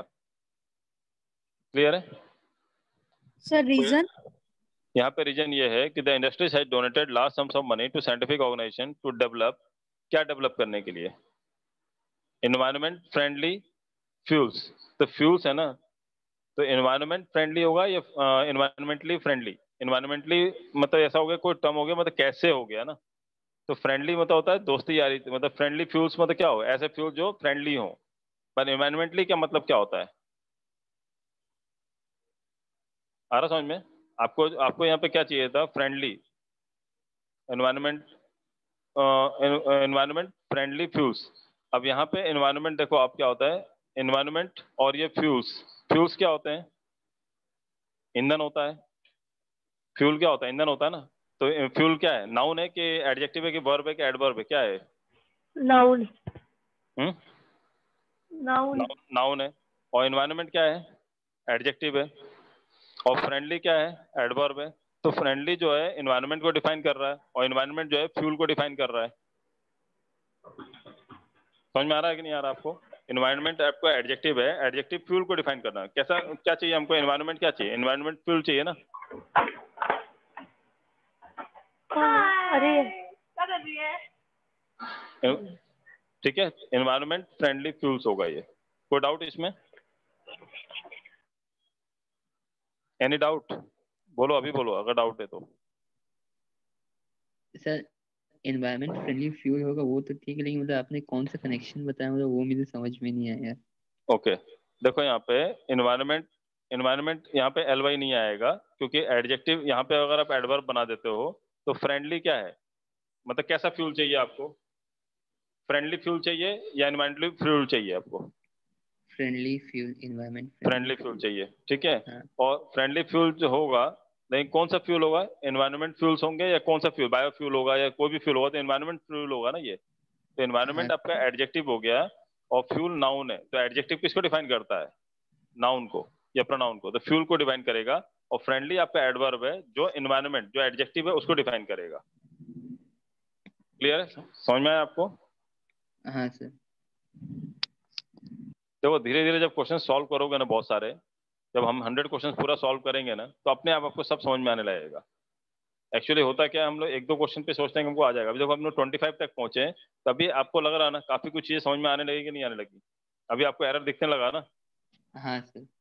राइट, जब स्टार्टिंग में हम करते हैं ना, जब एक दो पहला जो 2 3 4 क्वेश्चन करते हैं तो हमको समझ में नहीं आता क्या ढूंढ रहे हैं इसमें, but when it comes to 25 40 50 तक पहुंचेंगे ना, तो हमको सब समझ में आने लगता है क्या करना है हमको, तो एरर दिखने लगता है हमको। फिर नेक्स्ट क्वेश्चन में आप बताओगे, बताओ। Bhutan is a beautiful country which almost 80% of the population lives in villages. क्या आएगा यहाँ वेर पे? आएगा ना सर, विच नहीं आएगा। Where, where almost. Bhutan is a beautiful country where almost. Where almost 80% of the population lives in villages, तो which नहीं आएगा। समझ में आया ना आपको? ये भी हाँ सर। कौन सा एडवर्ब है? Relative adverb. तो यहाँ पे क्या आएगा? वेयर, जहां। Yes sir. ठीक है, where almost 80% of the population lives in villages, तो वेयर आएगा, विच नहीं आएगा। तो ये कौन सा है? एडवर्ब है, एडवर्ब ऑफ प्लेस। कौन सा adverb? Relative adverb of place है। यस सर, Now, समझा। ठीक है। Next question number 27. The crucial point to be discussed at the meeting is how to well implement the policy. How well to implement the policy. How to implement the policy.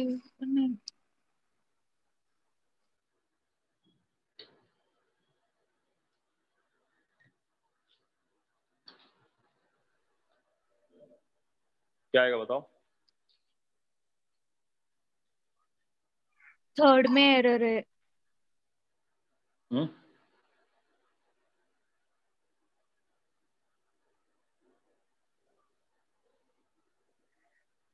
हाँ sir, वो 2 नहीं आना चाहिए।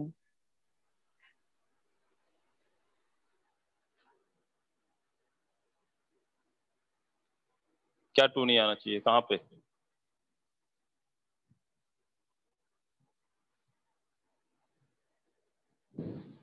आप थोड़ा सा ध्यान दो, आपको समझ में आएगा कहाँ एरर है, दिखेगा आपको क्या प्रॉब्लम हो गई है। आप सेंटेंस ऐसा सही लग रहा है आपको? कहाँ पे आपको थोड़ा अटपटा लग रहा है? देखो, हमको एरर निकालने का ना वो भी एक तरीका होता है। थर्ड में। थर्ड में मतलब the crucial point to be discuss at the meeting is how to, इसमें क्या एरर है?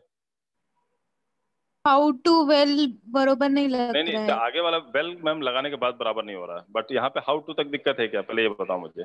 नहीं। तो फिर थर्ड में एरर हो ही नहीं सकता, फिर तो फोर्थ में एरर होना चाहिए ना, जब फोर्थ को लगाने के बाद दिक्कत आ रही है तो।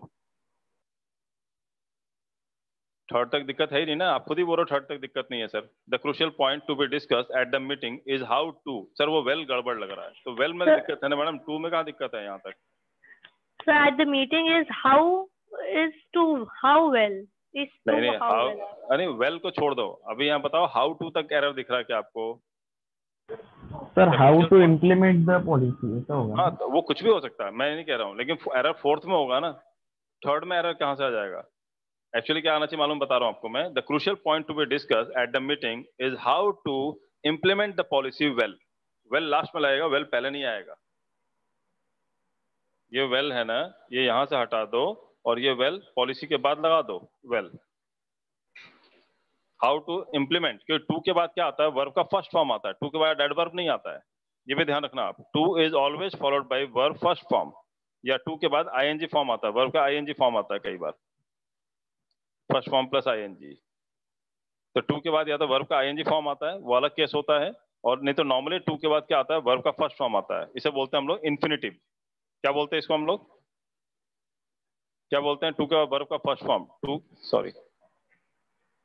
टू के बाद वर्ब का फर्स्ट फॉर्म आता है हमेशा, इसको क्या बोलते हैं इंग्लिश में हम लोग? इन्फिनिटिव। इन्फिनिटिव समझ में आ रहा है? टू के बाद हमेशा क्या आता है? अच्छा, क्या आता है? टू गो आता है, या टू गोइंग आता है, या टू गोज आता है, या टू वेंट आता है। टू के बाद क्या है? टू गो, ठीक है ना। नॉर्मली टू के बाद क्या आता है? वर्ब का फर्स्ट फॉर्म आता है, कितने बार? 99% चांस है। और इसे हम लोग क्या बोलते हैं इंग्लिश में? क्या बोलते हैं इसको? टू के बाद वर्ब का फर्स्ट फॉर्म को आने को क्या बोलते हैं हम लोग? इन्फिनिटिव। क्या बोलते हैं? बोलो, रिपीट करो, क्या बोलते हैं इसको? इन्फिनिटिव। इन्फिनिटिव। इन्फिनिटिव का मतलब क्या होता है? अगर कोई बोलता है हेयर इन्फिनिटिव इज यूज्ड, तो इन्फिनिटिव का मतलब क्या होता है? टू के बाद वर्ब का फर्स्ट फॉर्म का आना। That is called infinitive. To के बाद आईएनजी भी लगता है कुछ केसेस में, टू के बाद वर्ब के फर्स्ट फॉर्म के साथ आईएनजी भी लगता है, लेकिन वो कब लगता है? नहीं, जेरेंड नहीं कहलाता है। अब जेरेंड बोल दो चलेगा, वो भी चलेगा। टू के बाद वर्ब के फर्स्ट फॉर्म में आईएनजी लग जाता है, कि आईएनजी लगाने पे वो जेरेंड हो जाता है। लेकिन ये कब लगता है आईएनजी? जब to as a preposition use किया गया हो। कैसा? प्रेपोजिशन यूज किया जाता है तो आईएनजी लगता है। एज ए प्रेपोजिशन यूज नहीं किया गया है तो फिर इन्फिनेटिव के हिसाब से वर्ब का फर्स्ट फॉर्म लगता है। ये ध्यान रखना आप, ठीक है। अब यहाँ पे देखो आप क्या लिखा हुआ है, कौन सा क्वेश्चन था? Question number 27. Okay, the crucial point to be discuss at the meeting is how to. अब यहाँ पे टू प्रेपोजिशन नहीं है, तो हाउ टू इम्प्लीमेंट। इम्प्लीमेंट क्या है? वर्ब का फर्स्ट फॉर्म है। इम्प्लीमेंट, इम्प्लीमेंटेड, इम्प्लीमेंटिंग, इस टाइप से आता है ना इम्प्लीमेंट। तो इम्प्लीमेंट क्या है? वर्ब का फर्स्ट फॉर्म है। तो हाउ टू इम्प्लीमेंट, तो वर्ब का फर्स्ट फॉर्म आएगा। टू के बाद वर्ब का फर्स्ट फॉर्म आएगा, how to implement the policy, फिर आएगा वेल, अच्छे से। How to implement the policy well. How to well implement नहीं होगा, how to implement the policy well होगा। तो वेल लास्ट में आएगा एडवर्ब। क्लियर है? पोजीशन का डिफरेंस है बस खाली। ये वेल जो है यहाँ पे नहीं आएगा, यहाँ से हट जाएगा। How to implement the policy well last में आएगा। समझ में आया आपको? क्लियर हुआ? Yes, sir. ओके, आपने ये भी सीख लिया ना, टू के बाद क्या आता है? वर्ब का फर्स्ट फॉर्म आता है, 99% चांस होता है, उसे क्या बोलते हैं हम लोग? इन्फिनेटिव कहते हैं। और टू के बाद आईएनजी भी लगता है कुछ जगहों पे, लेकिन वो कब लगता है? जब to as a preposition use किया जाता है। तो वो हम लोग आगे पढ़ेंगे डिटेल में और अच्छे से। अभी तो मैंने आपको सिर्फ इतना सिंपल बता दिया कि यहाँ टू लगा हुआ है, इसलिए पहले क्या आएगा? इम्प्लीमेंट आएगा, बाद में वेल आएगा। तो वेल क्या है? एडवर्ब है। Now question number 28, all banks must necessarily keep a certain percentage of deposits with the reserve bank. necessarily कोई डाउट इसमें किसी को? No sir. ओके, नेसेसरीली आएगा। गुड। तो यहाँ पे नेसेसरी नहीं आएगा, नेसेसरीली आएगा, LY। ठीक है, क्लियर है? NECESSARILY। आर के बाद आई आएगा, ILY, एक वाई हट जाएगा और ILY हो जाएगा। तो एक्चुअली LY एडवर्ब लगेगा। Necessarily keep a certain percentage of deposits with the reserve bank. ठीक है। Now question number 29, the microcredit movement should be promoted in states when access to bank credit is low. Where access to? Where access to bank credit is low. तो जहां bank credit लो होगा वहां पे ना, तो when नहीं होगा, क्या आएगा वहां पे? Where. ठीक है, when नहीं आएगा, क्या आएगा वहां पे? Where आएगा। Where access to bank credit is low.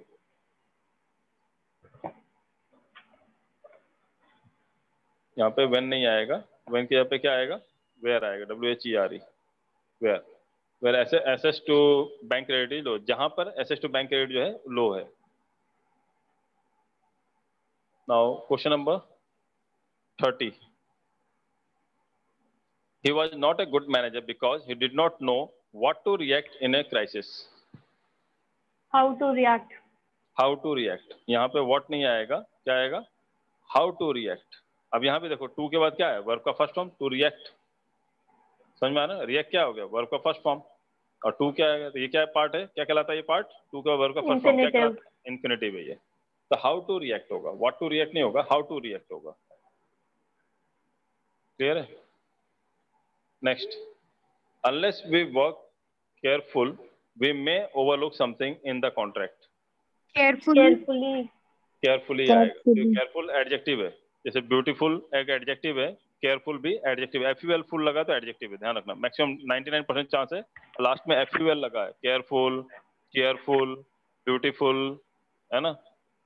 जितने फुल होते हैं वो सब एडजेक्टिव होते हैं, क्वालिटी है। तो यहाँ पे क्या आएगा? He was not a good manager, he did not know what to react, how to react in a crisis. और अनलेस वी वर्क, सॉरी अपने 31 पे थे ना, अनलेस वी वर्क केयरफुल नहीं होगा, अनलेस वी वर्क केयरफुली। तो यहाँ पे केयरफुल नहीं होगा, क्या आएगा? FULLY, मतलब सिंगल तो है ही है, वहाँ पे एक और LY हो जाएगा। तो CARE FULLY, केयरफुली। तो unless we work carefully we may overlook something in the contract. Clear है? Next question. Sir repeated question है 32 और 33 वाला। दे वेटेड पेशेंटली, हाँ ये ऑलरेडी हो चुका है ना, ये पेशेंटली आएगा, ये तो 34 ऑलरेडी हो चुका है। और the manager sent many reminders, नहीं वो नहीं। 33 Chandan refuse to admit that he did not know how to operate the new machine. हाँ तो he did not know what to operate, नहीं होगा, क्या होगा, हाउ टू ऑपरेट होगा, ऑलरेडी हो चुका है ना ये, how to yes operate. Sir. Okay. और 34 यहाँ क्या आएगा, the manager has sent many reminders to mister Rao to repay the loan but has received not reply. Has received no reply. Has received no reply, not reply नहीं होगा, क्या आएगा यहाँ पे, नो रिप्लाई होगा। क्लियर है, समझ में आया आपको, कोई एरर, कोई डाउट इसमें? No sir. या has not received any reply, या तो नो रिप्लाई बोलो, या हैज रिसीव्ड नो रिप्लाई बोलो, या क्या बोलो, has not received any reply. तो या तो बोलो आप हैज रिसीव्ड नो रिप्लाई, यहाँ पे सिंपल से करेक्शन कर दो, has received many reminders to mister Rao to repay the loan but has received. अब यहाँ पे नॉट को क्या कर दो, हैज रिसीव्ड नो रिप्लाई, मतलब नॉट हटा दो और नॉट की जगह क्या कर दो, सिर्फ नो लिख दो। और या फिर आप कर सकते हो कैसा correction, repay the loan but has not received any reply, या तो यहाँ पे हैज नॉट लगाओ और फिर यहाँ पे हैज नॉट रिसीव्ड और फिर यहाँ पे नॉट के यहाँ पे क्या लगा दो, एनी रिप्लाई। ये दोनों तरीके से करेक्ट कर सकते हो, लेकिन एरर आपका फोर्थ पार्ट में ही है। The manager has sent many reminders to mister Rao to repay the loan but has not received any reply बोलो, या फिर आप बोलो the manager has sent many reminders to mister Rao to repay the loan but has received no reply. बस simple not को no कर दो तो भी चल जाएगा, तो भी एरर नहीं करेक्ट हो जाएगा वो। क्लियर है, समझ में आया आपको? तो ये नॉट, आप खाली नॉट में से ये टी हटा दो तो भी चल जाएगा, has received no reply. So question number, next question कौन सा है, question number 35। The new project is too big for the trainee to handle on his own. Too big, too का टू बिग मीन्स क्या आएगा यहाँ पे, यहाँ पे TOO आएगा, TO2 नहीं आएगा, TOO। Yes sir. Too big for the trainee, और फिर TOO के बाद आएगा क्या होता है, to handle. The new project, वाला टू आएगा। क्या बोल रहे हो, क्या आएगा यहाँ पे, too big for the trainee to handle on his own. तो टू बिग टू हैंडल, ठीक है ना, जैसे हम लोग नॉर्मली बोलते हैं ना, he was too old that he could not run होगा, या he was too old to run. To run. To run, he was too old to run, या फिर आप बोलो he was so old that he could not run, या he was too old that he could not run, वो गलत हो जाएगा। He was so old that he could not run बोलो, या बोलो he was too old to walk, है ना। तो TOO के बाद क्या आता है, TO2 फॉलो होता है। तो आगे टू ऑलरेडी लिखा हुआ है, टू हैंडल, तो यहाँ पे क्या आएगा, TO2 नहीं आएगा, क्या आएगा, TOO आएगा। क्लियर है? नाउ क्वेश्चन नंबर 36 ही है ना? Yes sir. Okay. Question number 36. It is now possible for customers to handle nearly all their transactions online.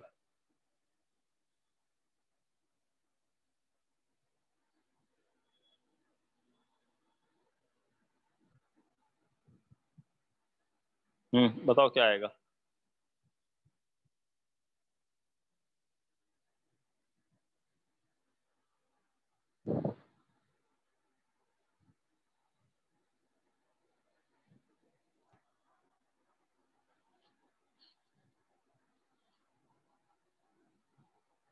बताओ बताओ क्या आएगा आपके हिसाब से?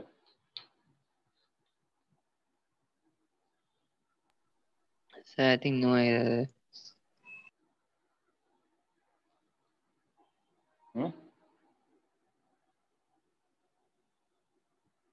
क्या आएगा? It is now possible for customers to handle nearly all their transactions online. क्या आएगा? Anyone? देखो इतना टाइम लग रहा है, मतलब नो एरर है, सही बोल रहा हूँ ना? So you are Yes, absolutely sir. correct. You are absolutely correct. इसका आंसर 5 है, नो एरर. तो है ही नहीं, कुछ एरर ही नहीं है यहाँ पे. It is now possible for customers to handle nearly. तो नियरली लगा हुआ है, nearly all their transaction, adverb लगा हुआ है, nearly all their transactions online. Next देखें आप 37. He was too tired that he could not cross the street even with the help of a porter.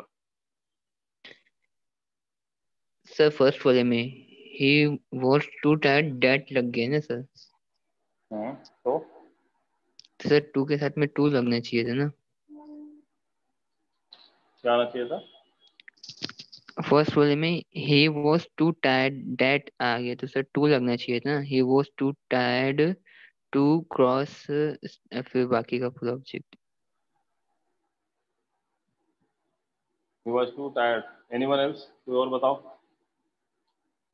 क्या आएगा आपके हिसाब से?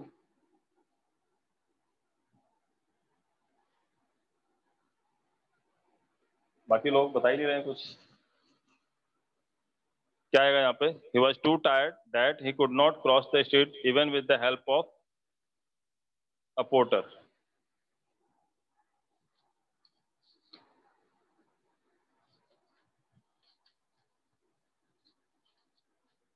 बताओ, कोई तो बताओ.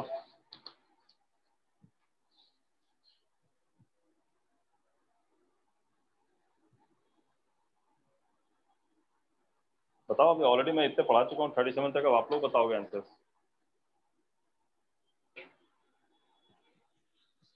बताओ, आप लोग बताओ.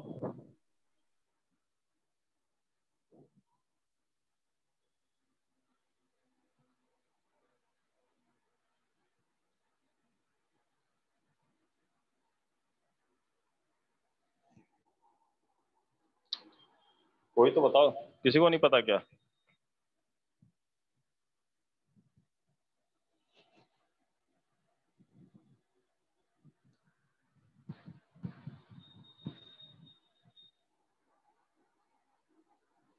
क्या आएगा यहाँ पे?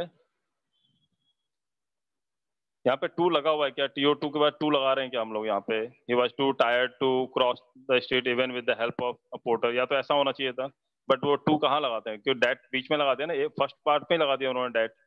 भाई सेकंड पार्ट में हो तो मैं चेंज कर भी दूं. अभी तो फर्स्ट पार्ट में ही दोनों एरर दे दिया उन्होंने. तो यहाँ पे क्या करना पड़ेगा मुझे कि he was too tired को हटा के यहाँ पे क्या करना पड़ेगा? He was so tired that he could not cross the street even with the help of a porter.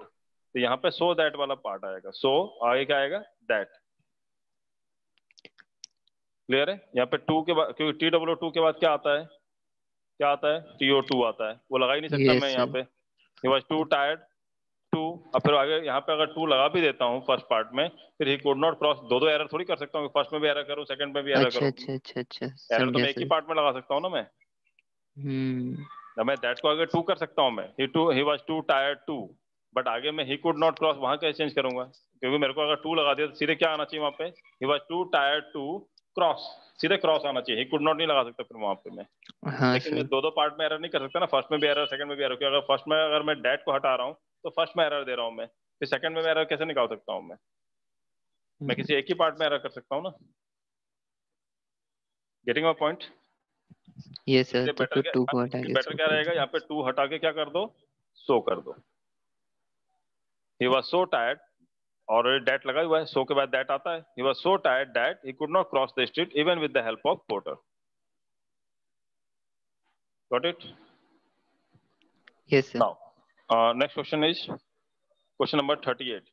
The way to the fort was too difficult that we could not reach the farthest point. So difficult. Second में sir so difficult. Too difficult की जगह sir so difficult कर नहीं, दें. यहाँ भी वही. हाँ, सो डिफिकल्ट कर दो. यहाँ भी वही प्रॉब्लम है कि आगे ऑलरेडी यहाँ पे क्या लगा हुआ है? दैट लगा हुआ है. अब दो पार्ट में नहीं कर सकते. अगर यहाँ पे टू लगा दोगे तो फिर इधर चेंज करना पड़ेगा, जो पॉसिबल नहीं है हमारे लिए. फिर ऐसा बोलना पड़ेगा the way to the fort was too difficult to reach. फिर वो आपको ये बीच में जो वर्ड है ना, वी कुड नॉट, वो नहीं लगा सकते हो फिर आप. आपको सीधा बोलना पड़ेगा the way to the fort was too difficult to reach the farthest point. तो खाली रीच लगाना पड़ेगा. टू अगर वहां लगाते हो तो ये वी कुड नॉट नहीं लगा सकते हो. लेकिन ऐसा यहाँ भी चेंज, यहाँ भी चेंज, दोनों जगह चेंज नहीं कर सकते हो. तो बेटर क्या रहेगा यहाँ पे कि टू को हटा दो, यहाँ क्या लगा दो? So difficult. अपने आप सब सही हो जाएगा. तो क्या करना है यहाँ पे? टू को हटाओ और टू को हटा के क्या लगा दो? सो. The way to the fort was so difficult, already that लगा ही हुआ है, so difficult that we could not reach the farthest point. समझ में आया आपको? Yes, sir. Now, the next question. Question number 39. No sooner the news appeared in the paper, then there was a rush in the counter. Sir, no sooner did आएगा ना? No sooner did the news appear. हाँ, तो फिर appeared लगाया ना, वो भी ध्यान देना पड़ेगा. तो no sooner अगर यहाँ पे आप बोल रहे हो सर यहाँ पे मैं did लगा दूं, चलो आपकी बात मान ली मैंने, तो did लगाया तो यहाँ पे फिर यहाँ पे appeared नहीं आ सकता, फिर क्या लाना पड़ेगा यहाँ पे appear करना पड़ेगा. Appear. Yes, sir.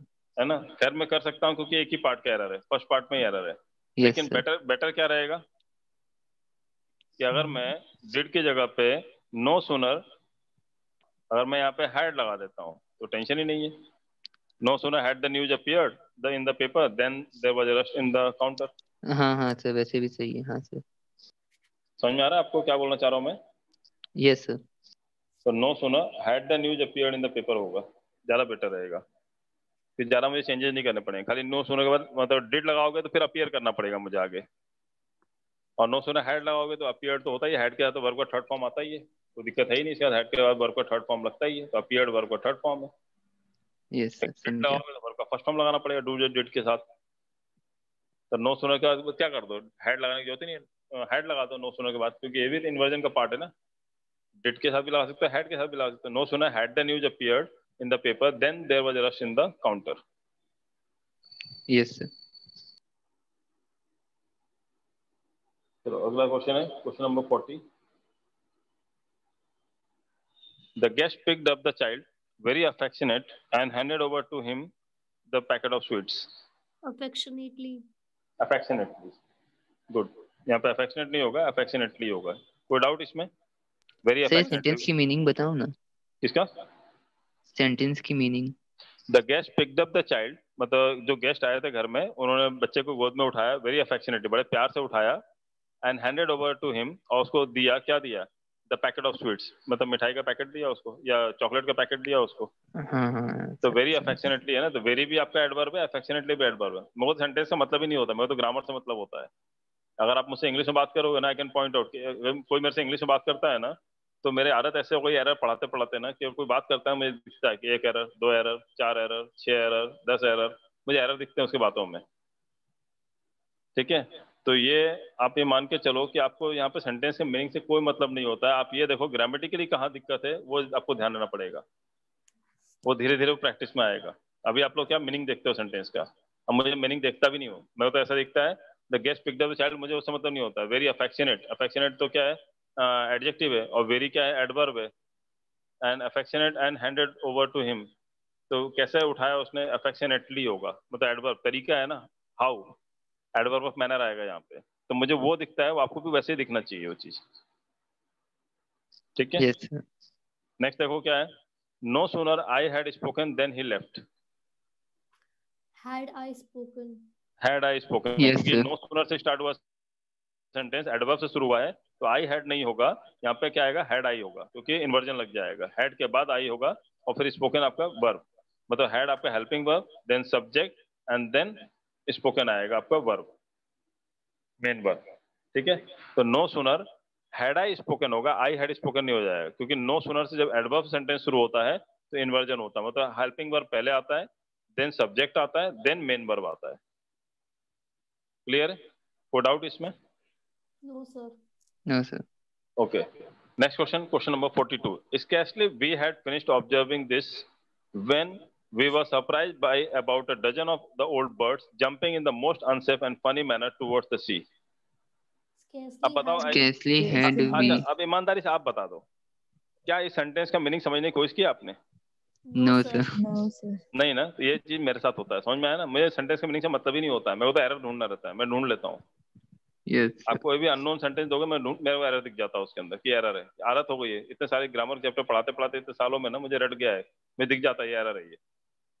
तो आपको भी ऐसा दिखना चाहिए, आपको सेंटेंस के मीनिंग से मतलब नहीं होगा. बाकी जो नया नया एग्जाम देने जाता है ना, वो scarcely we had finished observing this when we were surprise, हम सरप्राइज हो गए, bite about dozen of the old birds, वो चिड़िया उड़िया में घुस जाता है वो, ठीक है ना, jumping the most unsafe and funny manner toward the sea, वो समुद्र समुद्र सब घूम लेता है वो, ठीक है ना, तो हम वो सब देखते ही नहीं है, हमको क्या दिखना है, स्केर्सली वी हैड होगा या हैड वी होगा, बस वहीं पे समझ में आ जाता है। स्केर्सली स्टार्ट हुआ, ये स्केर्सली क्या है, एडवर्ब है, एडवर्ब से स्टार्ट हुआ तो ये इन्वर्जन लगेगा, तो वी हैड नहीं होता है, हैड वी होता है, मेरा काम खत्म यहीं पे, आगे पढ़ता भी नहीं हूँ मैं तो फिर।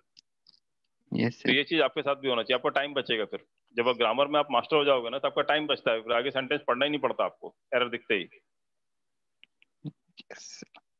समझ में आया शार्प आपको है ये चीज? सर। हाँ सर समझे। है ना, तो अभी आपको खुद दिख रहा है ना, आपको इतने क्वेश्चन करने के बाद आपको, आप देख रहे हो अगर आपने रूल्स पढ़ा हुआ है तो कितना टाइम लगा आपको आइडेंटिफाई करने में, आपको सेंटेंस पढ़ना भी नहीं पड़ा, मीनिंग भी समझना नहीं पड़ा आपको, आपने पूरा सेंटेंस भी नहीं पढ़ा, आपको स्टार्टिंग में दिख गया क्या एरर है, स्केर्सली वी हैड नहीं हो रहा सर, स्केर्सली हैड भी होगा, स्केर्सली एडवर्ब है तो वहाँ पे पार्शियल इन्वर्जन लगेगा, तो हैड भी फिनिश्ड आएगा वहाँ पे, यस सर। है ना। लेकिन अगर हाँ आपने सर। अगर ये चैप्टर नहीं पढ़ा होता इन्वर्जन तो आप क्या करते? सर अभी सर का जवाब रहता मैं। हाँ, सर कुछ आते रहते, पूरा सेंटेंस, इतना लंबा चौड़ा सेंटेंस पढ़ने में टाइम बर्बाद कर देते, यस सर। है ना। ओके, हाँ नेक्स्ट क्वेश्चन देखो आप, if you had heard the instructions carefully you would not have answered the question wrong. wrongly. Wrongly, क्योंकि वहां पे आपका जो आया केयरफुली, तो उसका जो सेकंड पार्ट आएगा यहाँ पे क्या आएगा, wrongly. If you had listen, या so if you have read the instructions carefully you would have not have answered the question wrongly. दोनों सेम एडवर्ब होने चाहिए, मतलब सेम पार्ट्स ऑफ स्पीच में होना चाहिए, तो रॉन्गली आएगा, रॉन्ग नहीं आएगा। कि रॉन्ग आपका क्या है, राइट और रॉन्ग क्या होता है, एडजेक्टिव होता है, यस। तो क्वेश्चन क्या आएगा, wrongly. If you had read the instructions carefully you would not have answered the questions wrongly. Clear है, दोनों एडवर्ब आएंगे। क्वेश्चन नंबर कौन सा था, 44 ना। ओके, यस सर 44 चलेगा।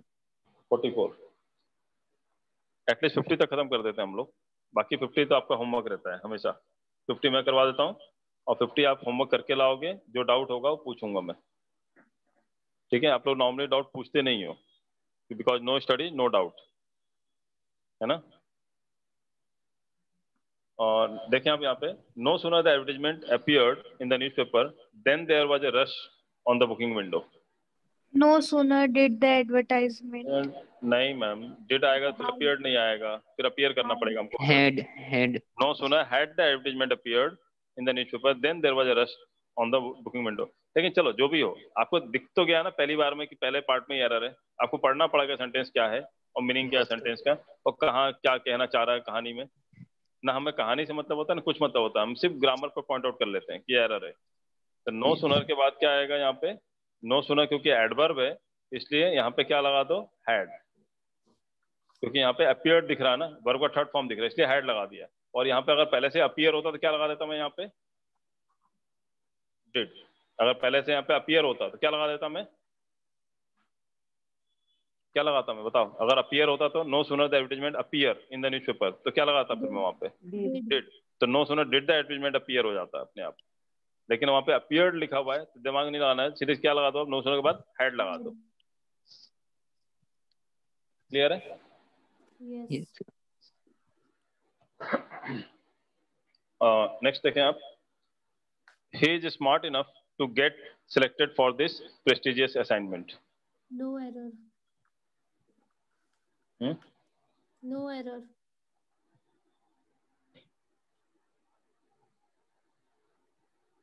सोचो, बाकी लोग बताओ। नो एरर बोलने पर मेरे को जो टाइम लगाना पड़ता है, तो नो एरर बोलना थोड़ा दिक्कत वाला काम है ना, एरर तो तुरंत दिख जाता है। एक्चुअली मुझे भी टाइम नो एरर बताने में ज़्यादा टाइम लगता है मुझे, तो नो एरर में मुझे और पॉइंट आउट करना पड़ता है, कुछ गलत छूट तो नहीं रहा है, क्योंकि स्मार्ट इनफ होता है, इनफ स्मार्ट होता है, पहले तो ये बताओ, इज इनफ स्मार्ट होता है या स्मार्ट इनफ होता है? Smart enough. हाँ, इनफ हमेशा बाद में आता है एडजेक्टिव के, बताया था ना मैंने आपको, इनफ हमेशा बाद में आता है, पहले नहीं आता है। इनफ बोल्ड होता है या बोल्ड इनफ होता है? Bold enough. Bold enough. Bold enough. Beautiful enough होता है या इनफ ब्यूटीफुल होता है? Beautiful enough. Beautiful enough. Beautiful enough. Clear है ना चीज, समझ में आया आपको? यस। तो मुझे बताओ फिर आगे क्या आएगा इसमें। No error.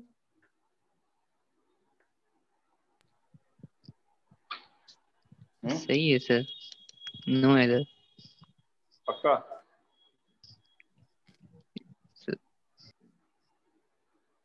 जी सर पक्का। क्या बात है, इतने गारंटी से बोला तो मुझे भी डर गया हूँ, तो फिर मैं तो बोल ही नहीं सकता फिर आगे कुछ। हाँ, फिर तो मुझे बोलना ही पड़ेगा नो एरर है। इतने सर गारंटी बता से दो। बोल रहा, ये बहुत अच्छा लगा, मैं इतनी गारंटी के साथ बोल रहा, हाँ सर कोई एरर नहीं, दिख गया मेरे को सब, है ना, वेरी गुड। क्या आएगा यहाँ पे, नो एरर है ना, क्योंकि नो एरर बोलने पर ना हमको बहुत ज्यादा ध्यान देना पड़ता है। He is smart enough, enough smart होता नहीं, नहीं स्मार्ट इनफ होता, ठीक है। टू गेट सिलेक्टेड, तो टू के बाद क्या आता है, गेट। गेट क्या है, वर्ब का फर्स्ट फॉर्म, इंफिनिटिव हो गया। टू गेट के बाद क्या आता है, हमेशा वर्ब का थर्ड फॉर्म आता है। टू गेट सिलेक्टेड हो गया, ठीक है, फॉर दिस प्रेस्टिजियस असाइनमेंट, यहाँ तो कुछ एरर है नहीं, तो नो एरर है ना, तो ध्यान देना पड़ता है इस चीज में। चलो नेक्स्ट क्वेश्चन है, although Sudhir rain very fastly he could not catch the moving train। Very fast. Very fast होता है, फास्टली कोई वर्ड होता ही नहीं एक्चुअली, ठीक है ना, फास्टली कोई वर्ड होता ही नहीं है, क्या होता है, वेरी फास्ट होता है। Yes sir. है ना, वेरी फास्टली कोई वर्ड नहीं होता, ध्यान रखना आप, ठीक है। FASTLY फास्टली कोई वर्ड होता ही नहीं है, क्या होता है, फास्ट होता है। तो although Sudhir rain very fast he could not catch the moving train, जबकि फास्ट भी क्या है, एडवर्ब है क्या एडजेक्टिव है, फास्ट, LY नहीं आएगा, फास्ट होगा, FAST। फास्ट क्या है, एडवर्ब है क्या एडजेक्टिव है, एडवर्ब। एडवर्ब है, आपने पढ़ा था ना, पहले भी पढ़ा चुका हूं मैं एडवर्ब में। फास्ट एडवर्ब ऑफ मैनर है, फास्ट कैसे दौड़ता है, तेज दौड़ता है, ही रन्स फास्ट, तो फास्ट क्या है, एडवर्ब है। रन तो करता है, दौड़ता तो नहीं, कैसे दौड़ता है, फास्ट, तो फास्ट क्या है, एडवर्ब है। और वेरी फास्ट में क्या है, वेरी भी एडवर्ब है और फास्ट भी एडवर्ब है, क्लियर है, क्योंकि एडवर्ब एडवर्ब को भी डिफाइन करता है। Okay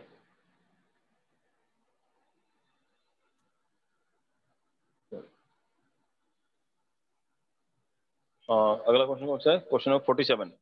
If I had I come a little earlier, if had I come a little earlier, I would have got a glimpse of my beloved minister. If नहीं आएगा, had I, ये तो if को हम हटा देंगे, वहां से रिमूव कर देंगे। If हटा दें, क्यों हटा दें, क्योंकि सर अपना इन्वर्जन हुआ है ना सर, हैड आई कम आ गया है। हाँ, क्योंकि ऑलरेडी यहाँ पे हेड आई दिया हुआ है। आवाज क्यों आ रही है इतनी ज्यादा पीछे से, ओके यहाँ पे देखो ऑलरेडी हेड आई दिया हुआ है, जब हेड आई लगा रहता है तो इफ लगाने की जरूरत ही नहीं है, सेंटेंस नॉर्मल होना चाहिए। तो इफ आई हैड कम, या तो सेंटेंस बनेगा इफ आई हैड, और फिर सेंटेंस बनेगा if I had come a little earlier I would have got a glimpse of my beloved minister, तो भी सेंटेंस सही है। बट यदि आपने हेड आई लगा दिया, इन्वर्जन लगा दिया, तो क्या हटा दो यहाँ से, इफ हटा दो, तो दोनों ही करेक्शन करोगे तो आपको फर्स्ट में एरर मिलेगा।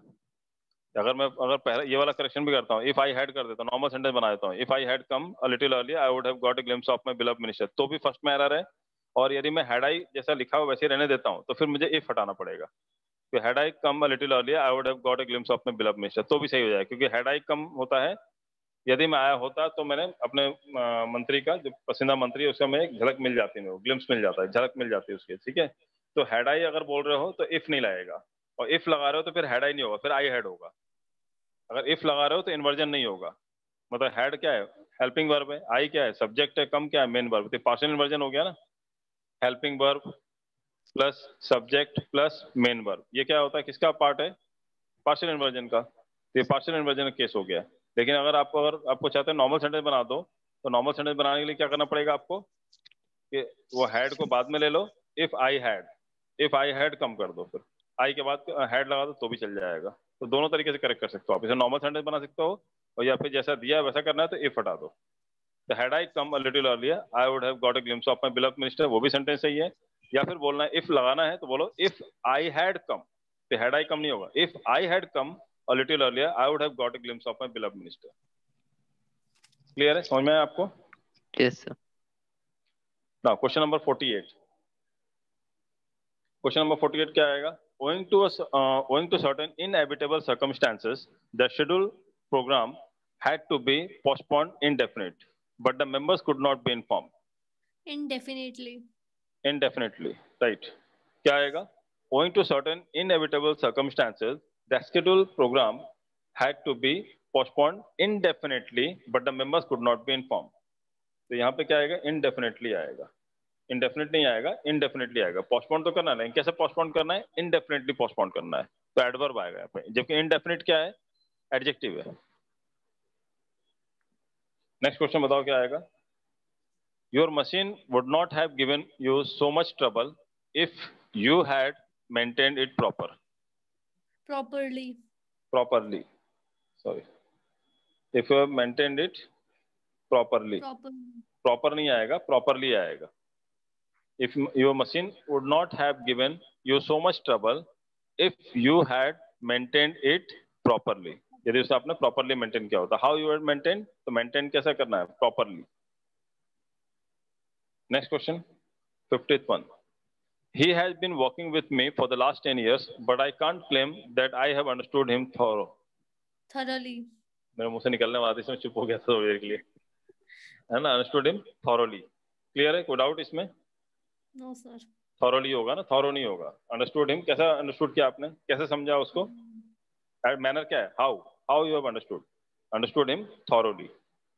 एडवर्ब आएगा यहाँ पे। क्लियर है? Yes sir.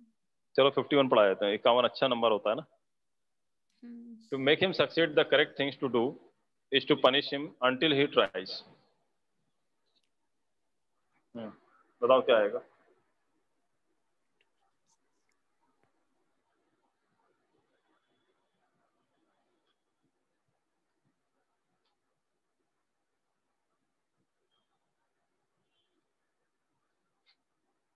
तो टिपिकल क्वेश्चन है ना।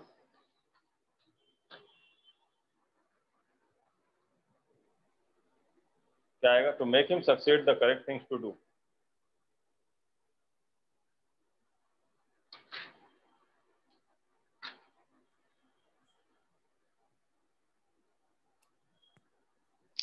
सर दो बार आया तो सर मेरे ख्याल से एक बार आएगा। The correct things to do is to push.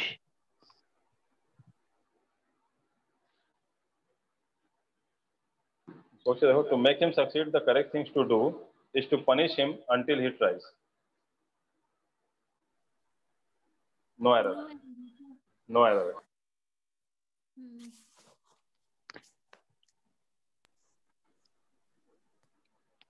क्या आंसर आएगा? No error. सर यहाँ पे टू दो बार यूज हुआ है, तो मतलब उससे क्या कि हुआ? अगर ऐसा बोलूँ कि I want to go to school to study, तो 4 बार बोलूँ उससे क्या फर्क पड़ता है भाई? वो तो जितने कनेक्शन जोड़ोगे उतना डालना पड़ेगा ना। I want to go to school to study to get the job. अब बोलो कितने टू लगा दिया मैंने? गलत है क्या sentence? I want to go to school, ये तो बोलते ही है 2 बार टू लगा के। I want to go to school. अब आगे ये बोल दूं मैं कि I want to go to school to study, और उसके आगे और बोलना मुझे, तो I want to go to school to study to get job. क्या गलत है इसमें? सर मैं बचपन से बोलता हूँ I want to go school. नहीं बाबा, तुम गलत बोलते। भगवान की दया से ऐसा मत बोलना आगे बात, है ना? गलत बोलते हो तुम। ऐसा नहीं बोलना। बचपन से पढ़ता आया हूँ। नहीं, तुम ये सोचते आ रहे हो कि मतलब टू लगाने से गलत हो जाएगा। नहीं बाबा, कई बार टू लगाने से सही होता है। हर जगह टू नहीं लगाना है, लेकिन कहीं लगाना पड़ता है। तो make him succeed the correct things to do is to punish him until he try, कि तब तक पनिश करो जब तक वो ट्राई नहीं करता। अगर चाहते हो कि सक्सीड हो चीज करने में तो।